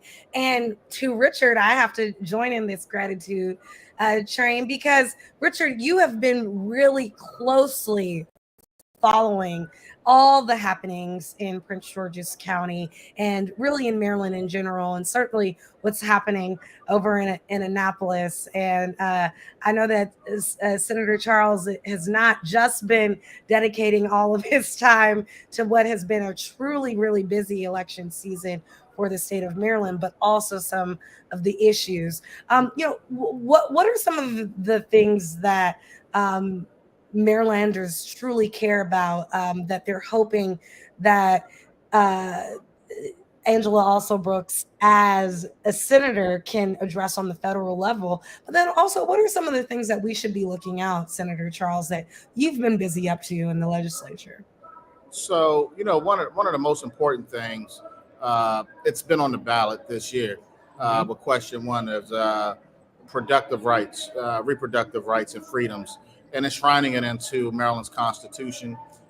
As you look across the country and see a lot of the issues taking place, where suppression is taking place, where other states are banning abortion, access to abortion, and quality care, we in the state of Maryland said we are not doing that, and we're going to do just the opposite. We're going to enshrine this into the law, and so I'm waiting to see the turnout on that. That's something that a lot of people brought forward at the polls. In addition to that, folks want just the basics. Everybody, I think we get into a deep discussion about what everybody wants and based off of race. But when you look at it, folks just want to be able to raise their children in a peaceful and safe environment. Folks want to make sure they have access to jobs and employment. Folks want to make sure they have access to health care. These are things that Angela has focused on as our county executive, and making sure that we protect our educational structure and protect our children. These are things Angela Alsobrooks stands for. It's the things she stood for as a county executive. And these are things that our vice president stands for. And so those are the issues, the basic necessities that a lot of our folks are looking for. Just the same thing everybody across the country is looking for. And it's no difference at our polls than other polls across the state of Maryland and also throughout our nation.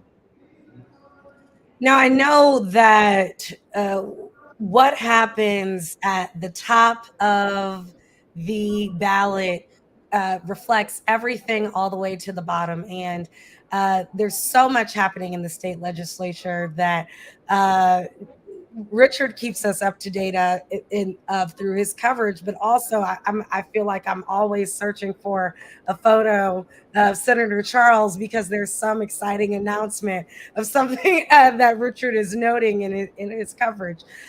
That said, in the ticket that you hope to see this evening, what are some of the things that you look forward to partnering with likely U.S.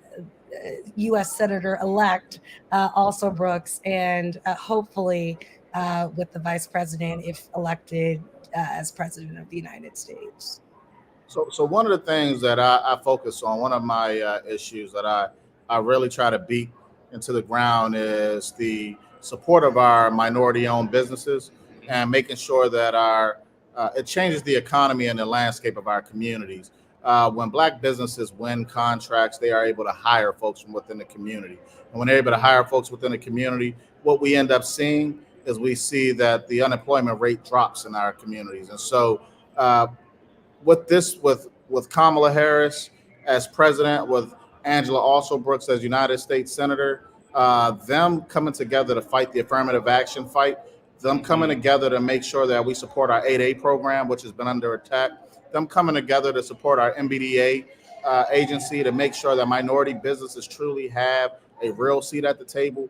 I think that is something that is very critical. That's something that in the state of Maryland, where before Governor Westmore got into office, our state had none of our businesses and none of the state have ever met the MBE goals. And that's one of the things I fought for. And we're actually turning the corner and we're moving forward and awarding more contracts to Black-owned businesses in the state of Maryland. And it's time. And so when we start looking at the national issue, that is something that truly needs to be focused on. And I know that Angela is going to be looking at that. I know that Vice President Harris is going to be looking at that, soon to be President Harris. And to give more props to Senator Charles, Governor Moore, and you could say a lot of the legislators in Annapolis, Prince George's has been leading the state in small business growth and small business development in the past year. This is a clear reflection of Governor Moore's priorities to help invest into communities. He said, leave no one behind, and he has absolutely not left the small Black businesses in Maryland behind. So these are a few things that just with the partnerships already existing have been able to do. Fighting against those rulings that would prevent any assistance from going to Black-owned, minority-owned, women-owned companies is among the biggest fights that'll happen. And I know that Senator Charles, other senators in Annapolis, they are ready to work together to help make Maryland better with the next ticket, especially on housing. I think that's going to be the biggest issue that's going to be in partnership with President Harris. Well, you know, and Richard, again, I thank you so much for your in-depth explanation and as well as coverage on everything that's been happening in Maryland and particularly affecting the Black community. I'm curious, Richard, there's so much. I mean, just in this week's paper alone, folks will learn that Prince George's County Council members are hoping to work with state legislators on banning classroom usage. Cell phone usage in the classroom. We're learning about some of the other efforts that our state leaders are taking. But now I know that you're right next to State Senator Nick Charles. What is the scoop that you have to ask him that we might not know about based off of the pulse you had on the county? In your committee next year, what do you believe are some of the priorities you will be able to achieve in your committee, not just for your district, but in your legislative committee? You know, man, so many bills come through JPR. It's a very interesting committee. But there is one bill in particular that I just did a event for, and Eric and his mom are upstairs, but the Eric's ID law. So with the Eric's ID law, it did not pass last year, but it has a lot of support in the House and the Senate. So we're hoping to get it through over the threshold.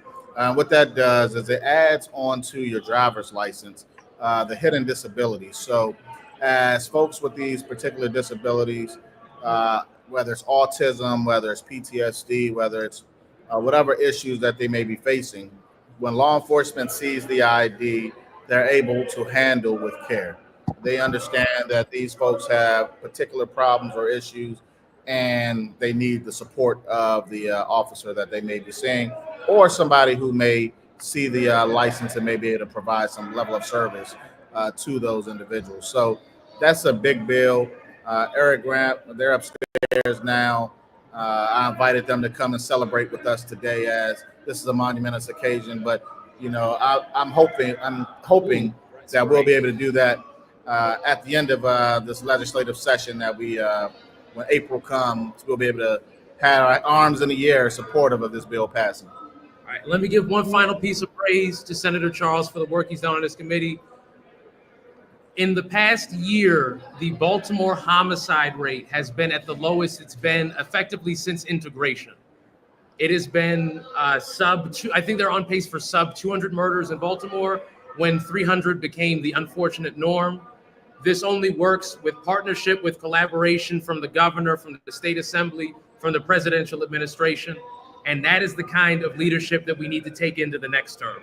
So I want to thank. Oh, you do. And we got to shout out Brandon. The mayor of Baltimore. About to be reelected. Brandon's a phenomenal leader. I was just with Brandon yesterday, and really good friend, but more important, really great leader in our state, and doing a great job over in Baltimore. And so shout out to B for all of the great work he's doing. Well, shout out to all of you. I know that you all are at the University of Maryland Hotel already celebrating, already sending that positive energy out into the universe so that we can all have a lot to celebrate this evening.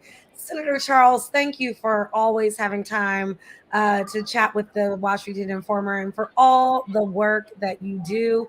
We are so thankful for your leadership and service, and so excited to see all of the other things that you're going to do coming up. And so just promise that you'll keep us up to date.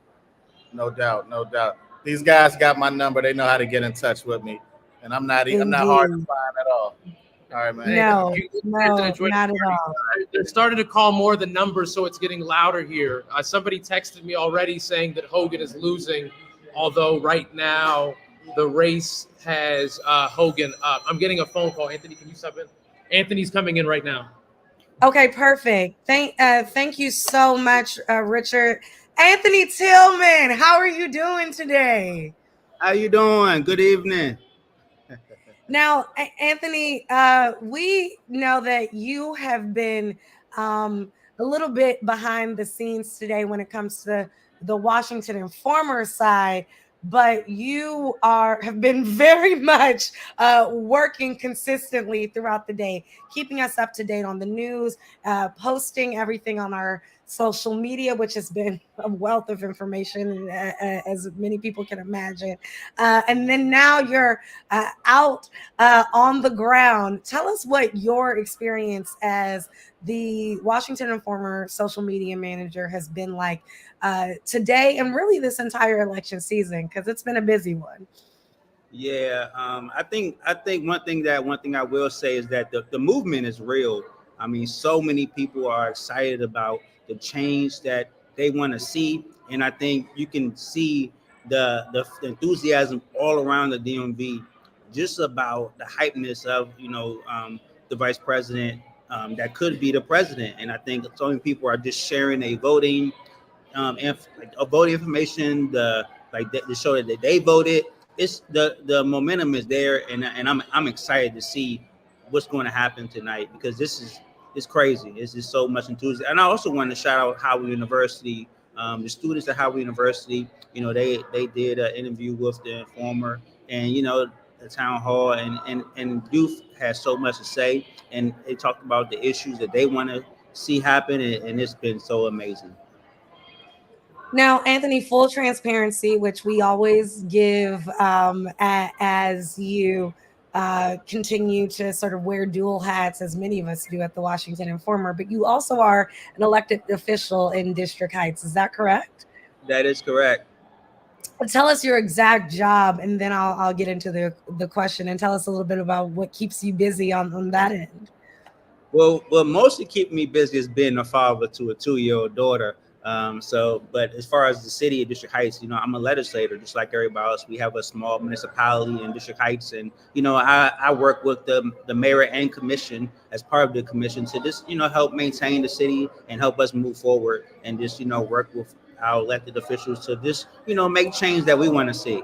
So, that's one of the biggest things that we do is legislate for our residents. And thank you for all that you do. Again, we get a lot of firsthand information about some of the happenings in District Heights and the work that you're doing for the community. What would a election of it's so weird to say county executive also, Brooks, because we're now thinking for the Senate, but of county executive also, Brooks, what would that election mean for not only the people of Maryland and really as well as the United States, but your constituents in particular? Well, I mean, it'll be phenomenal for just the resources that we will have. Of course, the Senate they handle the money, and I think that's where we and the state of Maryland as a whole, we need, more support, more funding, more opportunities for growth, for our state and as well as our local municipalities. And I think that's what, we really stand behind, Usher Brooks, because that's what we really want to see. We want to see her take that needle and move us forward as a former county executive. If she becomes a senator, then she knows what the county needs and she can help us get more resources for us based off of her efforts here. And I think that partnership is what we would need at a state level, because that's what we are asking for as a whole. Maryland is like, we need someone up there that can kind of look down to us and say, I know what their needs are, and I can get those needs to us. And I know that there are so many needs. What are some of the things? I know Senator Charles and Richard just talked about a couple, but what are some of the issues that you're hoping can be addressed for your constituents? Well, I think for us, for more so my constituents, is more about, local government, funding. One of the things that we talk about a lot is local government matters. And of course, Usher Brooks being a county executive, she knows how powerful that local government is to the constituents. And they want to see more, police. They want to see more, work done to state highways. They want speed bumps. They want to see more, youth oriented, recreation activities. So, I think it's the small things that matter to a lot of people locally. And that's what they want to see nationally. Because as you know, all national news starts local. So it's small communities like ours that make the biggest issues happen. And, one thing before I go, I just want to shout out the Black press. We don't get enough credit for what we did as the Black press to help, lead the way in this effort to get Kamala Harris elected. And I think that's one thing that, it's so many newspapers across America that has, published consistent news about what's happening. And I really hope the mainstream media looks at us as another additional resources to get the correct news, because we know how important the accurate news is. And I think the Black press has been really, maintaining that accuracy about this whole election and just all, and then I want to do what Richard did, and I want to give a shout out to Sam, because Sam been killing it in that politics game, and he's been engaging with this. I think Sam's going to be the next it person in politics. My man got the following moving up. I just want to say I'm proud of you, Sam. If you're watching this, man, you've been really killing the game, and you've been showing these people how social media really makes you a brand. And I really, you inspire me to make me happy, because you are getting people involved in following you and following us and moving us to the next level as far as the engagement. Well, thank you again, Anthony, for all you do, and certainly shout out to Sam. I appreciate you all. Richard, I know that you are going to bring somebody in, and I know that you guys might need to like shuffle and transition and sort of adjust for a second. So we're going to take you off camera for a moment. Don't go anywhere because we have a live check-in from our Washington and former reporting fellow, Jada Ingleton, who is reporting live. Excuse me, I should say digital equity fellow. Let me get your title right, Jada. But Jada Ingleton, our Washington Informer digital equity fellow, and let me say, and the reason why I say reporting fellow, y'all, because she really is 40 things. She's also a copy editor, our newsletter editor. She does it all, and so we really appreciate you, Jada, for taking some time out on what has been a very busy election day for all of us here at the Washington Informer, and I know for you who's been on the run, to chat with us live from Georgia Avenue and telling us what's going on. Where are you? What's up? How are you? We can't hear you, Jada, and it doesn't say you're on mute. So let's see what needs to happen. We'll do a little audio test. Let's see. Not quite yet. Okay, so in the meantime, in between time, while Jada is adjusting audio for a little bit, I want to see if Richard is ready for us to bring. Oh no, it looks like Jada's going to actually come on, but from a different device. So hopefully we'll get Jada back reporting live from Georgia Avenue. I don't know if she's made it to Sankofa yet, a few blocks away from Howard University, but she also was at Howard University and doing some reporting there. Jada is a recent graduate, a 2024 graduate of Howard University's communications, Kathy Hughes School of Communications program. And so, yay, we have Jada. Can you hear me? Back. Yes. Jada, how are you? Okay. I'm wonderful. How are you? I am doing well. Thank you so much for taking time out to be with us this evening. I know it's been a busy day. Tell us, first of all, where are you reporting live from? Because you've been a lot of places. Just a few. So right now I am reporting live from Sankofa. I came over so I can give you guys a live update. I just was on Howard's campus where they're doing a huge watch event celebration on behalf of course, Kamala Harris, who is an alum of Howard, as we all know, but it's really a big celebration of HBCU culture. You know, the D9 came out and we had representatives from each different organization strolling to wipe me down. You see the signs, the flags, the AKAs are out. Generations of Howard are out there tonight, and it's hugely packed. You know, security, as you guys have all know, there's been road closures and a lot of things going on, but that has not stopped people from showing their support for Kamala tonight. Well, it sounds like such an exciting evening at Howard University, also known as the Mecca. You know, I have to admit, Jada, I told some of the folks earlier, I'm having a little bit of FOMO, fear of missing out, as I'm here reporting from my home office. But it's just because there's so much to do, and of course, I have to be here as stories come in, and we've had a few throughout the night. Jada, I also have to say you shouted out D9, so I'm just gonna go ahead and say that I'm rocking my pearls as a member of Alpha Kappa sorority. Yes. I've really been trying to keep my bias away, but I have to shout out that I don't think it's the time to be humble, Misha. I think you got to represent. You should be wearing your colors bright today. There it is. No, my pinkies are up, my ivies are up, but you know, I'm really just so proud. One thing that I've been pushing as a member of the sorority, which is a nonpartisan organization, I have to say, and I by no means am speaking on behalf of Alpha Kappa Alpha sorority, but just one thing as a member of the organization that I've said over and over again.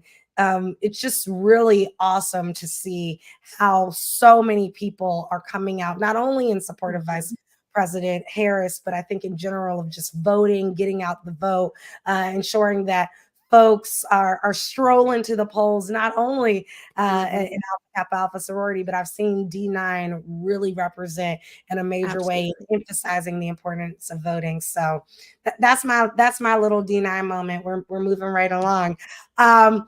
Yeah, I know that the energy at Howard University has been incredible, and it's been so electric, if you will, that we're feeling it all the way over here. Jada, tell us a little bit about what it means to some of the folks on campus to see this historic moment again, no matter what happens.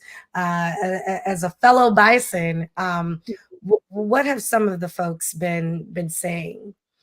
Well, I mean, one thing that's been, and as you can probably expect, a recurring sentiment is how valuable this is for young women who are seeing, the first Black woman be possibly, hopefully elected into the office. And, a lot of people are just talking about what that means for them, what that means. You see, like I mentioned earlier, generations out there, people have brought future Bison, little babies are running around their Kamala Harris shirts. So I think it's really a valuable moment for the entire community, but especially coming from an HBCU. I think this really underscores the value of a HBCU education, the value of HBCU experience. And of course, we both come from HBCU, so maybe we're biased, but honestly, really and truly, it's nothing like it to see that community come together in celebration and anticipation of something this big, this historic. So I think, honestly, the theme of the night is just feeling proud, being honored to be a Bison, of course, but just being honored to be in this space, to be in a time period where you can see a Black woman on the ballot. And, I woke up this morning and I even, throughout the day, getting my stories in and talking to people, I've even heard from professors at Howard that they're feeling the same thing, that, they woke up today and they had a lot of energy. They were excited. So I think everyone's just really proud and excited to be a part of this movement. I'm sure there's so much pride throughout the Howard community at large. I've seen photos and folks talking about on social media of people in swing states like Arizona rocking Howard shirts just so that people know what it is and where they stand. Yes. What are some of the things that Howard University students have had to do to adjust during this time, particularly for some of the people who are just tuning in? We had a Howard student earlier who was chilling at Sankofa just to get some peace due to the large crowds. But tell us some of the shifts and adjustments made on Howard's campus in order to accommodate this celebration. Well, if you haven't been on Georgia Avenue yet, good luck. They have the barricades, they have the whole security protocols in place. And I think, well, first of all, Howard students, from my understanding, are remote for the whole week. So they've all been doing their schooling at home and kind of getting their citizen activism going through in other ways. So I think it's really probably just been a big adjustment to trying to balance, keeping up with what's going on in politics, but also maintaining this is a school week. Tomorrow is a Wednesday, but they will be at home still reeling in and keeping up with the election with the rest of us. But I think it's just been a big adjustment. The crowd is huge. Nothing that we're not used to. We just had a very big homecoming celebration, but it's definitely a lot going on Georgia Ave this week. And are there still lines for people to get into some of the official watch events on campus? I know earlier when we were live, our publisher, Denise Rolark Barnes, was talking about the long lines of people waiting to get into the celebration. What is it looking like now?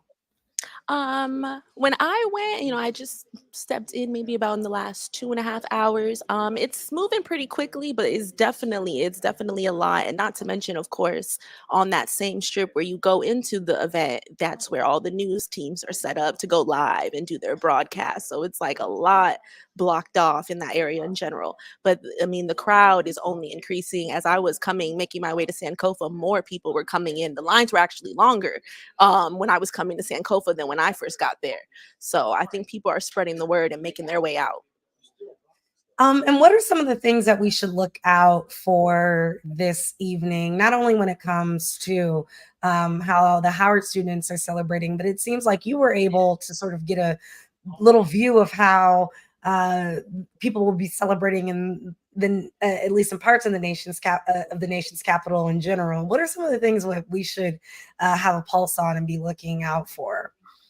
Well, I know for a fact, especially if Kamala wins, HU is going all the way up with all their outdoor activities this weekend. But I think it's a lot of watch parties. It's probably going to be well, one person mentioned to me today that when Obama won back in 2008, the celebration on the yard was huge. You can hear the people screaming from down the street. So I imagine a very, very similar response if we hear good news with Kamala later tonight. So I just think it's going to be a lot of community celebration for a while if hopefully we get this win.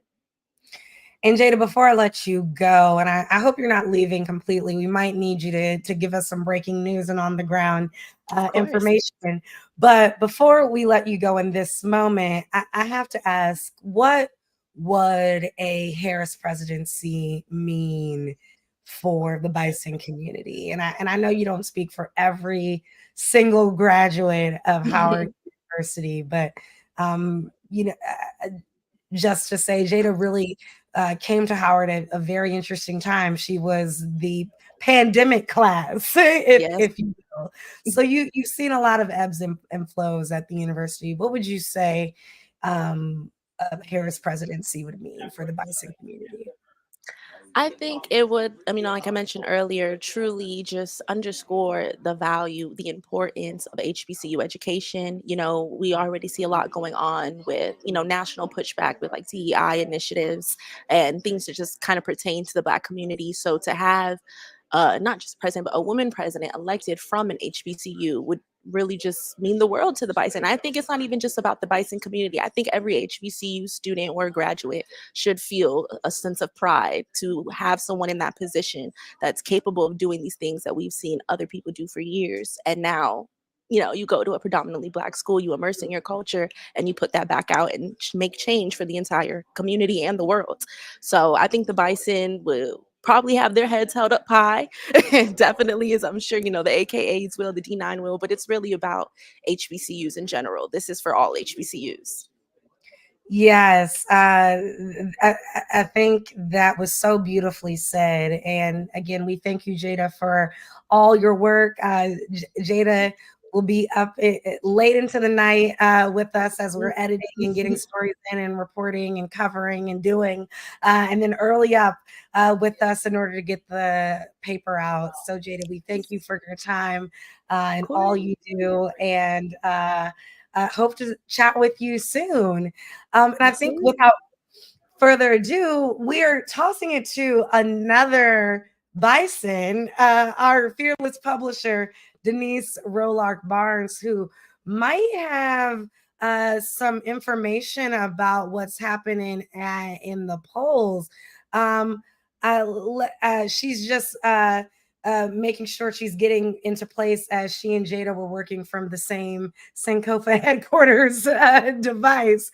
But I think that our other Bison on duty, if we will, is ready to share not only a little bit about what she's experiencing on her as she's blocks away from her stomping grounds, but also as she gives us some up-to-date breaking news about the election returns. Miss Denise, thank you for joining us again.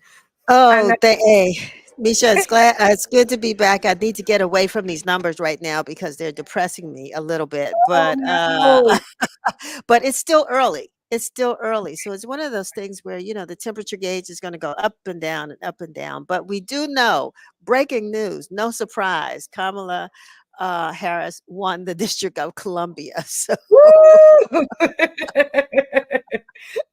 no surprise, but we gotta celebrate. We gotta celebrate our wins, right? Right. And I think we're gonna bring Jada back in as well. I think we're straight. We're gonna try to see if we can hear her. No, not quite. Still not working. Okay. All right, we're gonna see if we can bring that mic down. Anyway, yeah. So just looking at some numbers, the president, the former president looks like he's locked in, of course, Mississippi and North Carolina, of course, Ohio, Texas, Oklahoma, whereas we know that Vice President Harris is locked in DC and Vermont.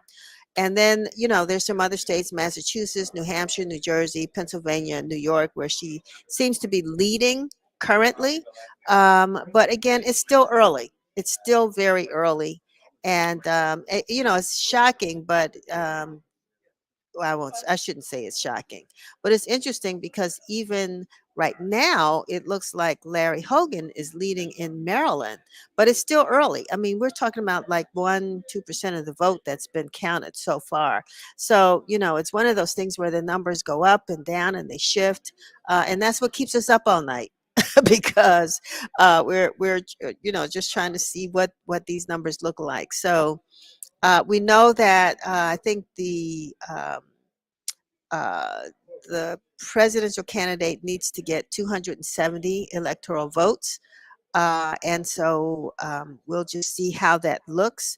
It's going to be a fight. I mean, everybody said that. This is going to be a really, really tight race. And whatever the numbers are, I'm sure that there are going to be some challenges over the next couple of days. So we may not know right away, or who knows? I mean, you just never know. We might know.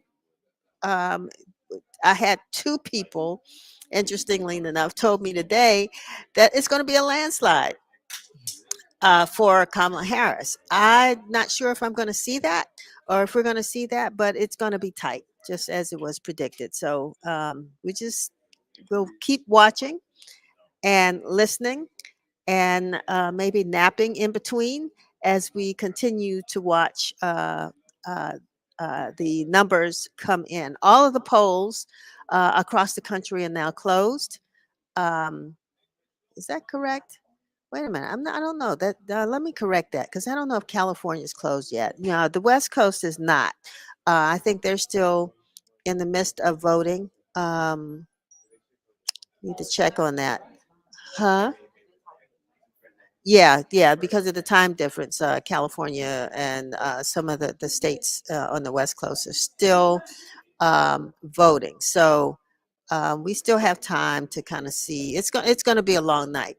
That's all I have to say. So, Misha, are you still there? I am still here rocking with Okay. you. All right.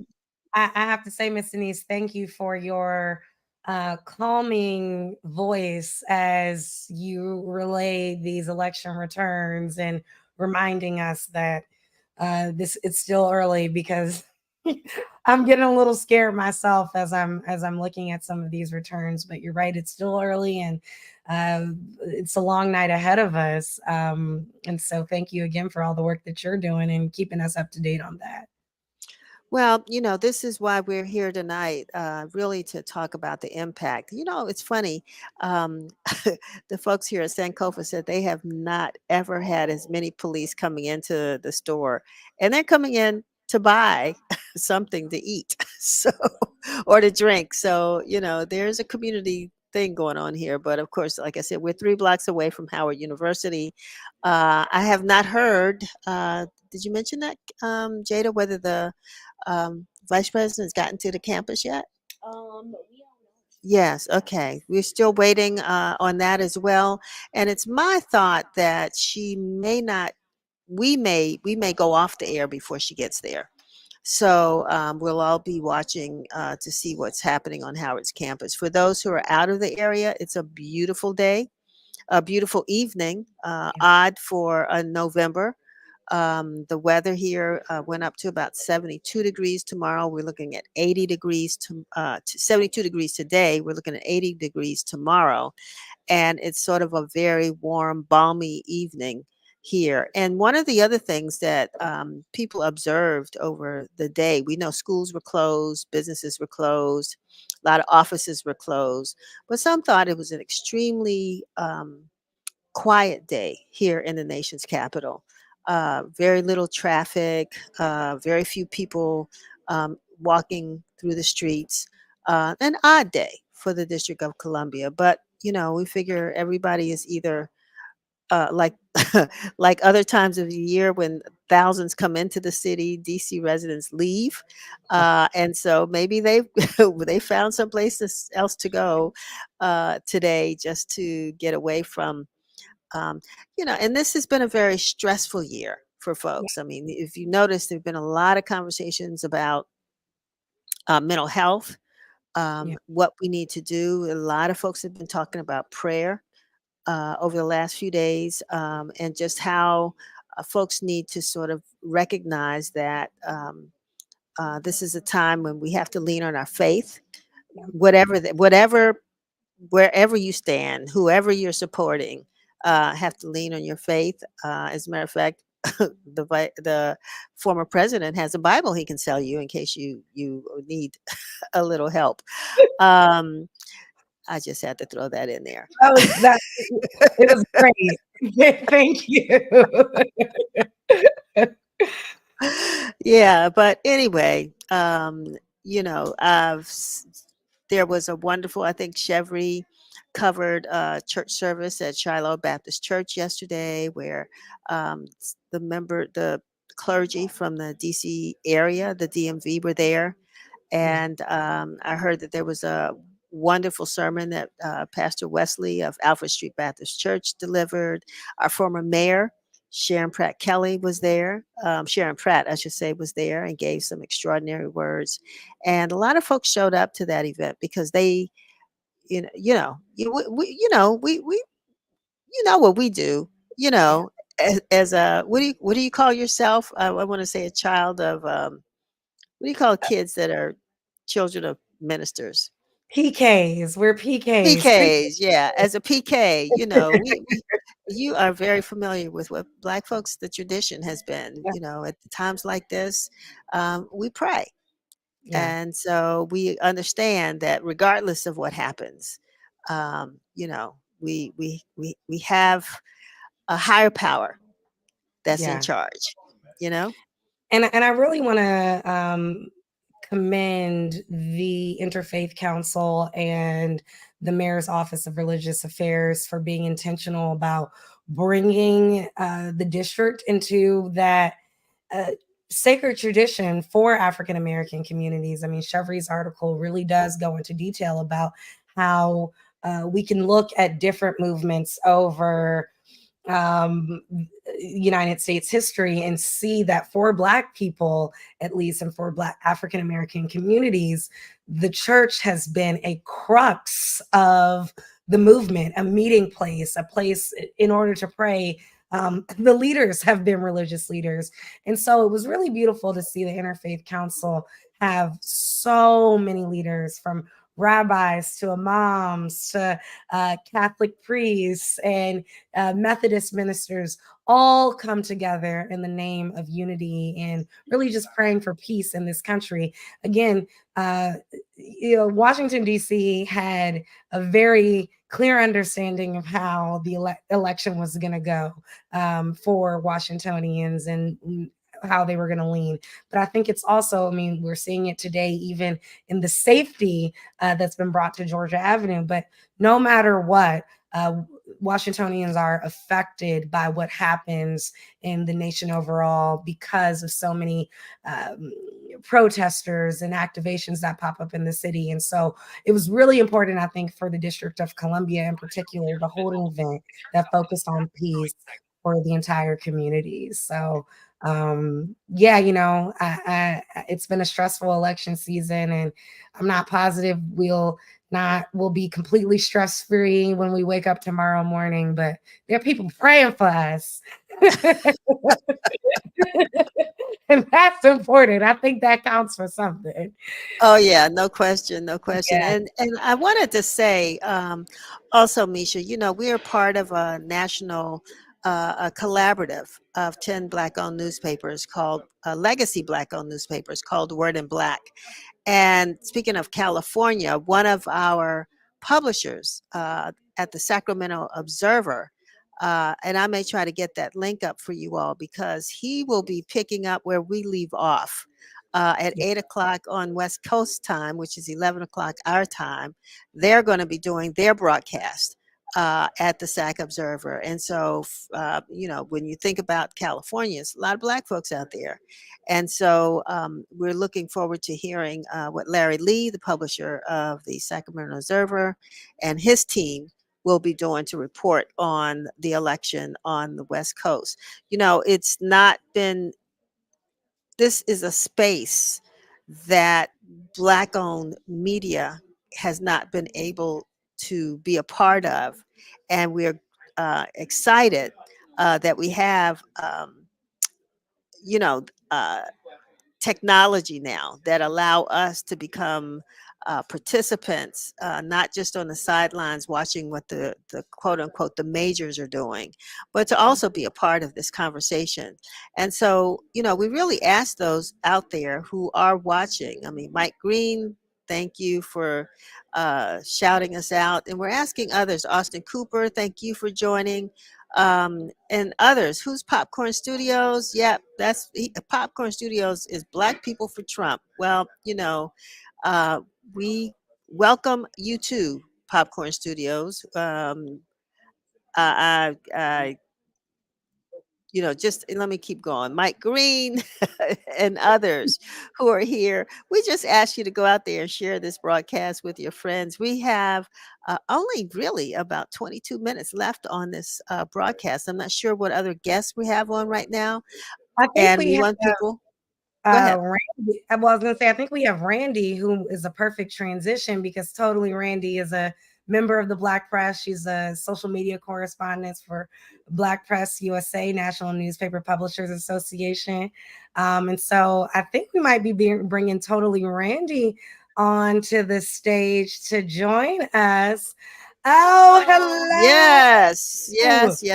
There she is. Hello, one of my favorite publishers, Doctor. I always call her Dr. Rolark Barnes. I always do. I know. Because I'm like, listen, she definitely gives you the prescription for life. Okay, I mean, in all things greatness. I really do adore you, and I absolutely love the Informer. Thank you guys for bringing me on. I'm actually here at the West Gray location. Of course, polls were closed at 7, but the West Gray location here in Houston, Texas is one of the most chaotic. It's one of the longest lines. It's one of the most popular locations as well. Got here at 7, however, and there was not any lines at all. Everyone was already in that had finished casting their vote. And then when they came out, I got a chance to talk to some of the voters who talked about their experience, their voter experience. Not only that, but a huge number a huge number of the people that I talked to, not all of them got a chance to be actually interviewed, but a huge number of the people that I spoke with were people of color. And they cast their vote for Trump. And I did ask the same questions that we saw a lot of journalists asking, such as, waiting for that to pass by. Sorry about that. But such as, when it came to his criminal record, when it came to Project 2025, when it came to, a lot of the things that he was saying. And again, their answer when it came to why they voted for Trump was more so that they just believed his policy over Kamala's. I don't know if the numbers that we're seeing, Miss Denise, if we're seeing these numbers because she literally ran for 100 days. Did that play? Did that take are we looking and seeing now that played a huge part? Her having this short span of campaigning time. I have no idea. We know that Texas obviously did not flip blue, but just listening to some of the voters and their experience and their reason why for voting for Trump was very telling. but what about what's it's Colin? Colin Colin Allred. Allred, right. How did Again, Ted Cruz. So we know that Ted Cruz is currently here. He's in the Marriott Marquis, which is downtown in Houston. And that was another thing too when it came to Ted Cruz, Colin Allred. It more so was about the numbers with Ted Cruz and Colin Allred right now. But again, the way that these voters have been speaking, obviously those that were voting for Democrats automatically mentioned the reason why they were staying voting for Democrats, right? But the other voters, some that were undecided. I spoke to a Gen Z voter as well. Same thing with him. He still voted Ted Cruz. And I asked him, I said, hey, you were here when derecho took place. You were here when Hurricane Beryl took place. What was the reason for continuing to vote for Ted Cruz versus someone else, or giving someone else another chance to do a better job? And again, he mentioned that personality flaws is just personality flaws, according to him. So again, I don't know what the numbers are looking like for Ted Cruz versus Colin, but we do know that Colin is in his hometown in Dallas. Ted Cruz is here at the Marriott Marquis. Some of the people that I've been speaking with, like I said earlier, still voted red against their Interesting. own interest. It seems Keisha? to me that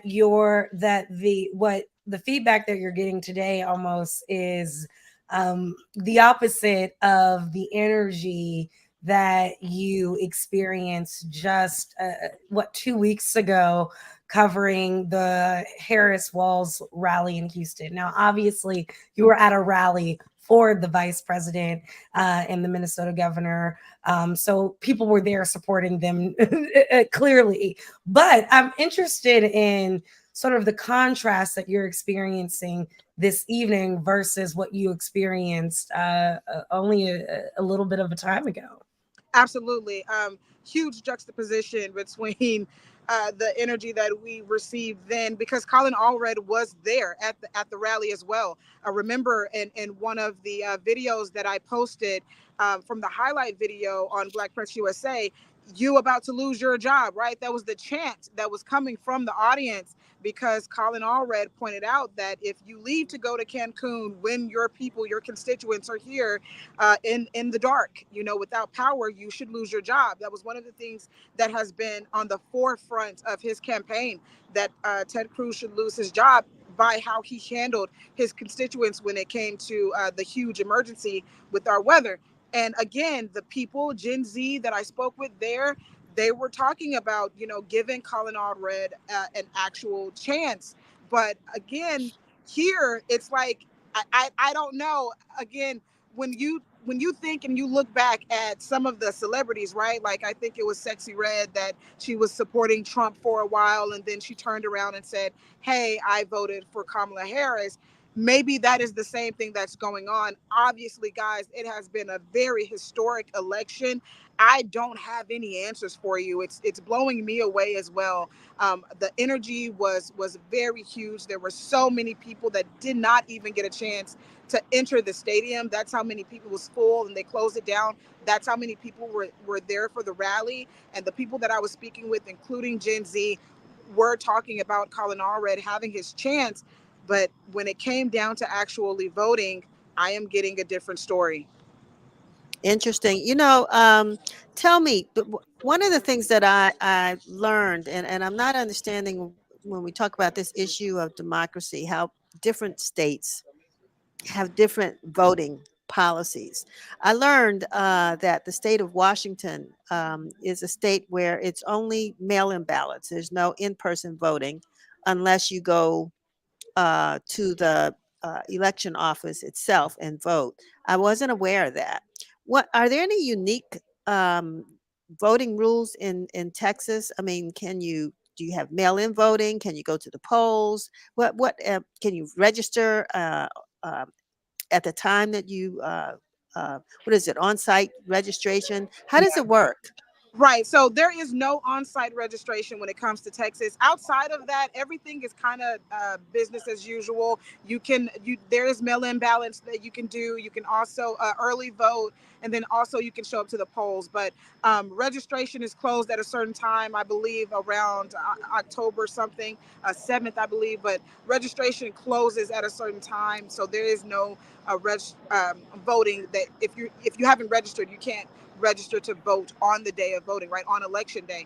However, with that being said, Houston in general, right, if we're talking just Harris County is probably one of the biggest counties in the nation. Okay, I believe I believe we have 2.4, I believe, million just in that county alone. And Wow. if we take a look, I think what is happening here, Ms. Denise, is voter exhaustion. And that's one thing that I brought up when, for the first time ever, Fort Bend County, and I did do a TikTok on that, Houston Ethnic Media, they have been doing some rallies around it, but Fort Bend County had a conversation with candidates and constituents, right?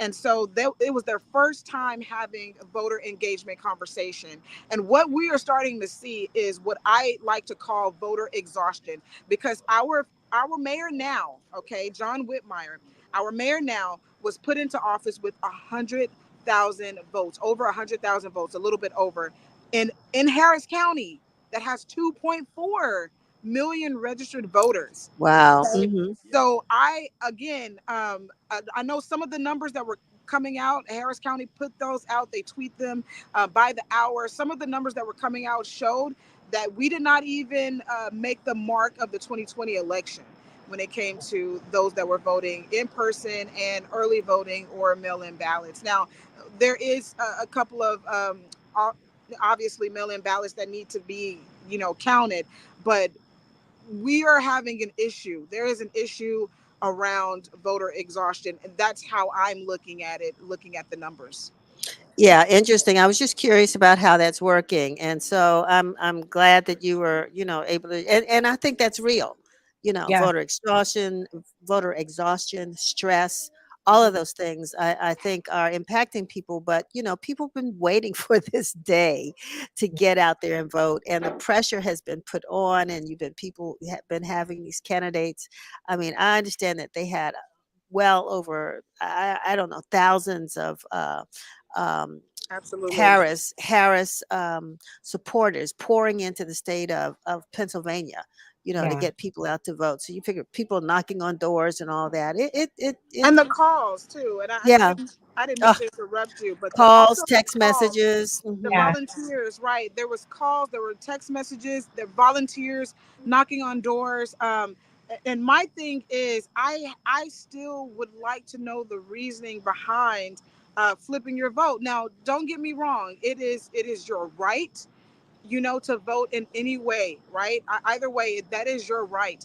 But if you are telling people that you are voting for your interest and then you turn around and you don't, and you vote against your interest, I would like to know the science behind that. I would like to really understand the psychology behind it, because it is blowing me away to know that in this county particularly, the energy, the momentum behind the Harris Walls campaign, and then all of a sudden to see the numbers is very telling.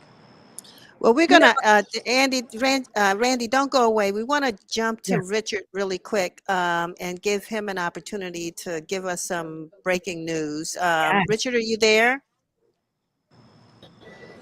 Yes, I am. I'd like to Okay. report some big news. The people of Maryland will be represented in the United States Senate by Angela Denise Also Brooks. Wow. She has been declared the victor. Right now, she is at 53.9% with over 940,000 votes. That is over 10% above her opponent. Right now, she is winning Baltimore City, Baltimore City, Anne Arundel County, Montgomery County, Prince George's County, and Charles. I would not be surprised if she won another county in the state. She's won handily. Kamala Harris has received over 65% of the vote in Maryland. I'm trying to get the exact numbers if I can stop jumping around screens. But those are the opening numbers. I was able to say this on another Zoom quickly before anybody else did. So we can say that we were the very first to call Angela Also Brooks. As I have been telling y'all for a few weeks, my neighbors and I know what we're doing. We want to have good representation.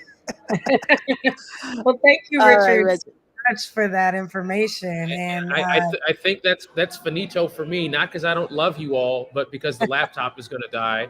And Miss Denise, I thank you for the opportunity, because with the Black News, we get paid to bear witness to some of the most important history we'll ever see.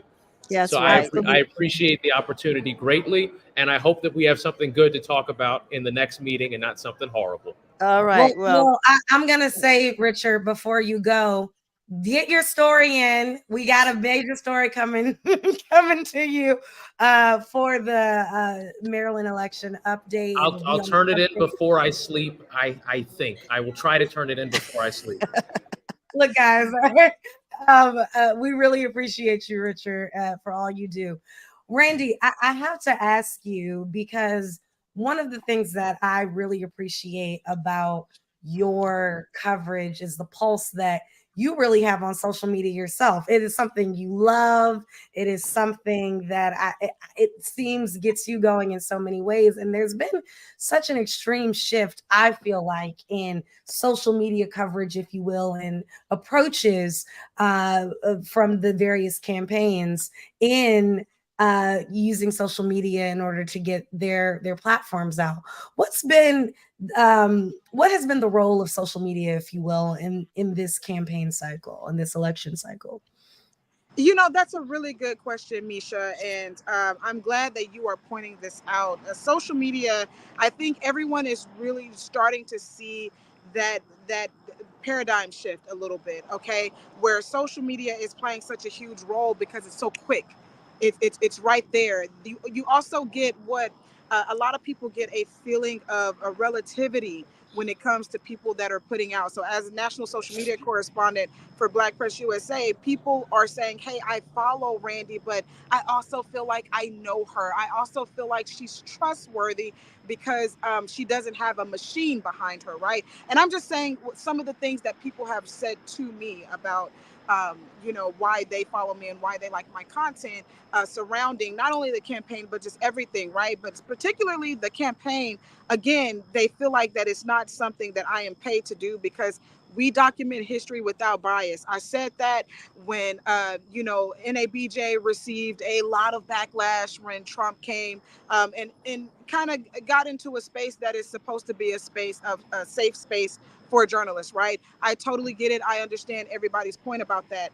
But again, we do document history without bias, and that's something that we have to give to. That's something that the community. It's a community responsibility that we have as journalists, as media personality.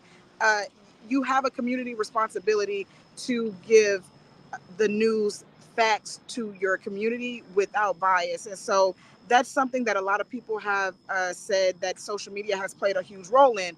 Not only that, though, social media played a huge role when it came to Kamala's campaign because of her creators for Kamala. I know a lot of media was a little bit upset about how things went when it came to creators versus legacy media at the DNC, and we saw that because of those numbers. And one thing I know, one of the one of the actual reporters, I believe, for the Philly Tribune, hard no, Randy, she told me hard no when I said, hey, you have to accept it. It is here. The tide has already come in. Social media people, if they're media personalities, if they are just creators, if they are influencers, I'm sorry, they have the numbers, and not only big media but sponsors, they're going to go to them. Okay, so Kamala's whole creators for Kamala was to reach Gen Z. She had 100 days, Misha. She had 100 days. What was she supposed to do? She did what she thought was right, which was to go to the people that were reaching the people that she needed to reach. Now, again, will those numbers play out? I know that it's kind of early to call, but we are seeing some shocking numbers. I don't know which way it would turn. If it does turn for her, then everyone will say she did the right thing, right? If it doesn't, I still feel like social media, digital media is the new wave. And it's so also important to note that when I did attend NABJ, that's one of the things that I asked a lot of the outlets. Hey, how's your digital, how's your digital media? I don't want to be on TV. I would like to live in the digital space. And just to drop a pin right here, Misha, because did receive news that one of my most beloved journalists, Chauncey Glover, passed away at 31. Yes, Wow. Chauncey Glover spent, I believe, 8 years. I believe he was 8 years in Houston, and he reported for ABC 13. A real huge supporter. When I first came out in media, all of my media was digital.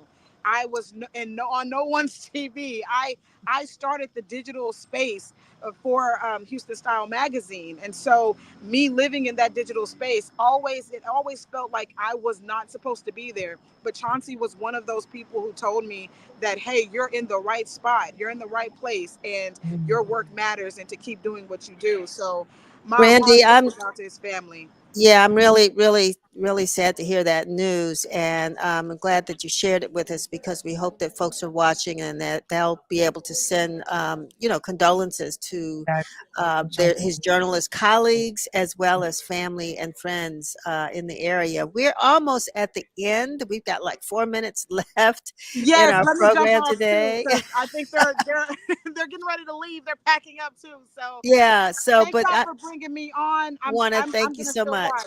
Yeah. Okay. Be Thank safe. y'all. Be I'll see y'all safe. soon. Take All care. right. Inauguration. I'm already there, Miss Denise. My ticket is already bought. So either way that this go, I will see you in DC In in January. January. In Okay. January. All Yes. righty. I can't Bye, wait. guys. Y'all, she's staying with me. That's why she's not saying she's going to see me. Because I really That all will. Most of the works. time. That all works. That's Yes. works. Okay, Take care. wonderful. So, I had to take a little issue of what Randy was saying when she's talking about, reporting without bias, because of course we've been very biased when it comes to this election. True confessions. I mean, let's Well, just come but, out and but say I it. think the big bias that we do have is that, I mean, we're unapologetically for Black people, and that is Yes. the one thing that we will be. I know we have a little time, but I have to shout you out, Miss Denise. Your leadership has been incredible, and you making the decision to endorse Harris was not only important for our readers and our Washington Informer audience, but as the people who are the first scribes of history, I think making that decision really made a mark in the Black press and journalism and history in general. And I know for our audience, it was really important for them to know the Informer's perspective on this election. So And thank you're you. right. I mean, it's my pleasure. But like I said, when it comes to endorsements, we raise a lot of fuss about who others endorse or don't endorse. But our voices kind of like float out there in the wind. But it's still important for us to do that, and we hadn't done that in a long time. And I thought this was an important time to do that. So thank you for that shout out for this. We have had a really fun evening. We had a whole lineup of folks, who we couldn't get on because I guess everybody's doing different things. But I'm really proud of our reporting team because we're here at Howard in Northwest. We've been to Southeast. We've been to Prince George's County. We've been downtown where Stacey Brown was. We've been to Texas. We've been all over. And so this was an experiment. We thought we'd try this and see how it worked. I think we did okay. And so for those of you all that are watching, we certainly do want to hear your feedback, especially after we get the results tomorrow morning. Um, Again, it's going to be a long night. Keep doing what you do to make sure that this election turns out the way you want it to. And regardless, when you get up tomorrow or the day after, you still got to go to work. You still got bills to pay. You still got children to feed. Life goes on. And so, I just hope that uh, I, I'm just looking forward to the Yeah. results. Yeah. Exactly.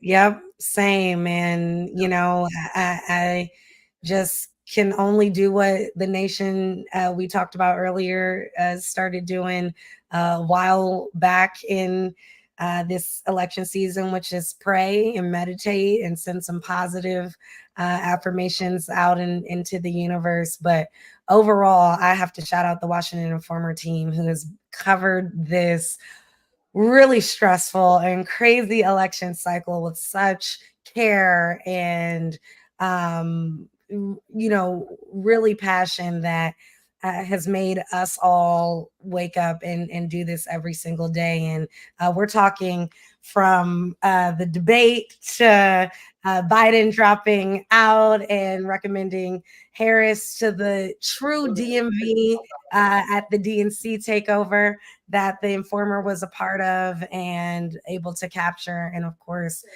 leading up to today. And you already know we got a paper coming out tomorrow. That's right. That's right.